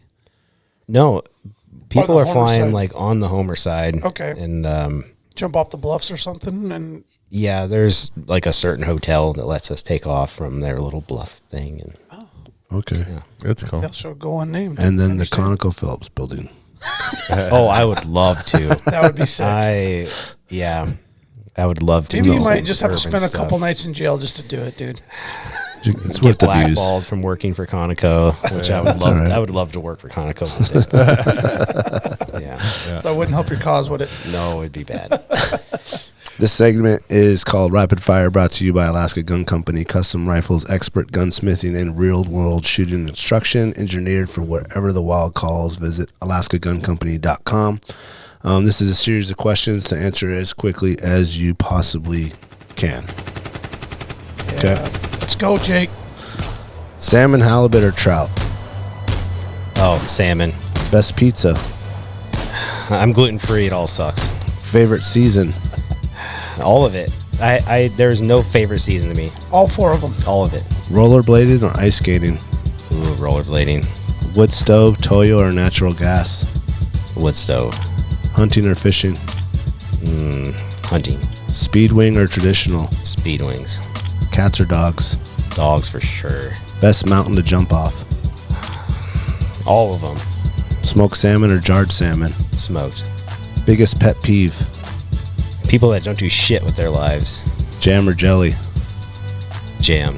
Favorite movie? Interstellar. Favorite book? Ooh. Into the Wild. No, not Into the Wild. One Flew Over the Cuckoo's Nest. Okay. I love that book. Rap, country, or rock? I love it all, honestly. Nice. The best glider in the world? The FluidWing Thor, for sure. Not even because I'm on the team either. I would fly that wing regardless. Most famous Alaskan? Most famous Alaskan. I mean, definitely Seward. I mean, he started it all. He had to talk them all into it to even do it, and he wanted to do more. So, like, the OG is definitely Seward. love that. Man, we That's haven't a heard good that one. one. Good one, man. Good job. because they didn't want him to do it. You know? No, they did not. And he was up here like alone, just like, well, this is it. Yeah. We need this. I need your 7.2 million. Great job. Great job, Jake. Thank you for coming in, man, and chatting with us and sharing your story and bringing Pickles along, man. What a beautiful dog. So cool what you're doing and inspiring others, and your messages of inspiration, obviously, for people to get out and get after it. There should be no excuses, especially if you're up here. You should be living gnarly. We wish you the best on your flights. And with the thanks. Tandem, man, we want to see, actually, the third thing we want to see is Brandon go. Tandem with Yes, you. that would. Yeah, Let's go Sheep Scout. that would be some gnarly conditions. Kind of made me like breathe hard just thinking about it. Like, 'cause I'm afraid of heights, you know. I'm like, Oh, it'd be even more fun then. I just I feel like Scary something- things are fun. I feel like something like that kind of breaks you. You know what I mean? It's kind of like One way or another. pull the fucking tampon out, pussy. Come on, let's go. That's right. That's right. Yeah, that'd be cool, man. Yeah. You should do that. Yeah, Yeah. Jake, great work, man. I You have got a long list of people I need to take on flights for sure. Yeah, I'll look just at them. add you Get to them. it. Get them first. I'll be the last one. Yeah, man. Great work for what you're doing. Your story's amazing. You're another, beautiful story of a Alaskan that made his own way here and carved your niche in what you do in recreational, wild living in Alaska. And you're certainly one of the gnarly ones. So Well, thank you. keep being gnarly, and most of all, be safe. Yes. I always say be rad, be safe. That's what I say. That's a good I one. like it. It was great to meet you, man. Yeah, You're thanks awesome for guy. having me on, guys. Yeah, man. Great to meet Pickles too. If you want to look at Jake's page, it's Jake _ the Flying Pickles. I'm sure if you just put Jake and the Flying Pickles, you can find it. Anywhere else we should direct some people to? I'm on all the normal stuff. But yeah, just Jake and the Flying Pickles. You'll find me. Right on. Awesome. Thank you, Alaska. Thank you for listening. Please support the sponsors that support the show. Best way to support us. Jake, thanks for coming on. And I guess people, when they are driving now and see the people flying, they'll be thinking of you. Yeah, Now we hopefully. know who's That's up right. there. Yeah. That's right. Stay wild. You remember my speaking to you of what I call your overcautiousness. Are you not overcautious when you assume that you cannot do what the enemy is constantly doing? The Alaska Wild Project podcast is presented by Alaska Wild Sheep Foundation. Established in 2014 as an Alaska nonprofit organization, its purpose, keep sheep on the mountains of Alaska. As stewards of wildlife conservation, they promote scientific wildlife management, educating the public on wild sheep while enhancing populations. Their objective is to protect and improve sheep hunting and viewing opportunities. Join as a member today and make a difference at akwildsheep.org. Alaska Wild Project podcast is supported by the following sponsors. Barney's Sports Chalet, supplying hunters with the best hand-selected gear since 1963. The exclusive home of frontier gear built for the rugged Alaskan terrain. Your one-stop shop for all your outdoor needs. Visit Barney's today at 906 West Northern Lights. AZAC Equipment. The mission is pretty simple. Build equipment that is light, functional, and durable, providing hunters field-tested gear for the rugged Alaskan backcountry. AZAC Equipment offers optic mounting solutions including ultralight tripods, pan heads, and ball heads designed to deliver in the most unforgiving conditions. Check out their products at aziak.com. Mayor's Salsa, made fresh to order, ensuring you get the most flavorful salsa every time. Crafted with the finest ingredients, delivering an authentic taste you can truly enjoy. The classics include City Slicker, Arctic Heat, Fairbanks Fire, and AWP's favorite, Rollin' Smoke. Visit mayorsalsa.com, changing the way the world eats salsa. Game Day Men's Health Anchorage, helping men look, feel, and perform at their best with testosterone replacement therapy, ED solutions, medical weight loss, and cutting-edge peptide treatments. Whether you're grinding on the job site or chasing kids around the suburbs, Game Day helps you reclaim your game. Take your health to the next level at GameDayMen'sHealth.com. TheTreehouseAK.com, located at 341 Boniface Parkway, Alaska's own and grown cannabis and CBD store. Ask the bud tender what the strain of the day is to get your 10% off. The Treehouse, where the culture lives. AKO Farms, located in Sitka, Alaska, built from the ground up with concentrates as their single motivation, with exclusive products such as their sugar wax, full spectrum diamond sauce carts, and more. Ask your local bud tender about AKO. Marijuana has intoxicating effects and may be habit-forming and addictive. Marijuana impairs concentration, coordination, and judgment. Do not operate a vehicle or machinery under the influence. There are health risks associated with consumption of marijuana. For the use of only by adults 21 and older. Keep out of the reach of children, and marijuana should not be used by women who are pregnant or breastfeeding. Lawn Pro AK, Alaska's year-round professional property maintenance team. Services include weekly lawn care, custom landscaping, fertilizing, weed control, turf repair, and more. Schedule your free estimate at lawnproak.com. Alaska's OG cider company, Double Shovel, crafting gluten-free colonial-style ciders founded as a healthier, non-inflammatory brew option. Drop by their Pop and Tap room in Anchorage off of 58th and Arctic or visit the second location in Kodiak. Double Shovel, award-winning ciders. The Alaska chapter of Backcountry Hunters and Anglers. BHA is the voice of our Alaskan public lands, waters, and wildlife. Their goal is to uphold our hunting and fishing legacy while keeping our public lands wild. Stand up today and join BHA at backcountryhunters.org. Alaska Mining and Diving Supply, located in Anchorage, is our go-to for powder sleds and utility rigs. Whether you're in the mountains with the flat bill bros, running trap lines, or hauling freight, they have the selection to get you dialed from peaks to the valleys. Find them on Commercial Drive or akmining.com.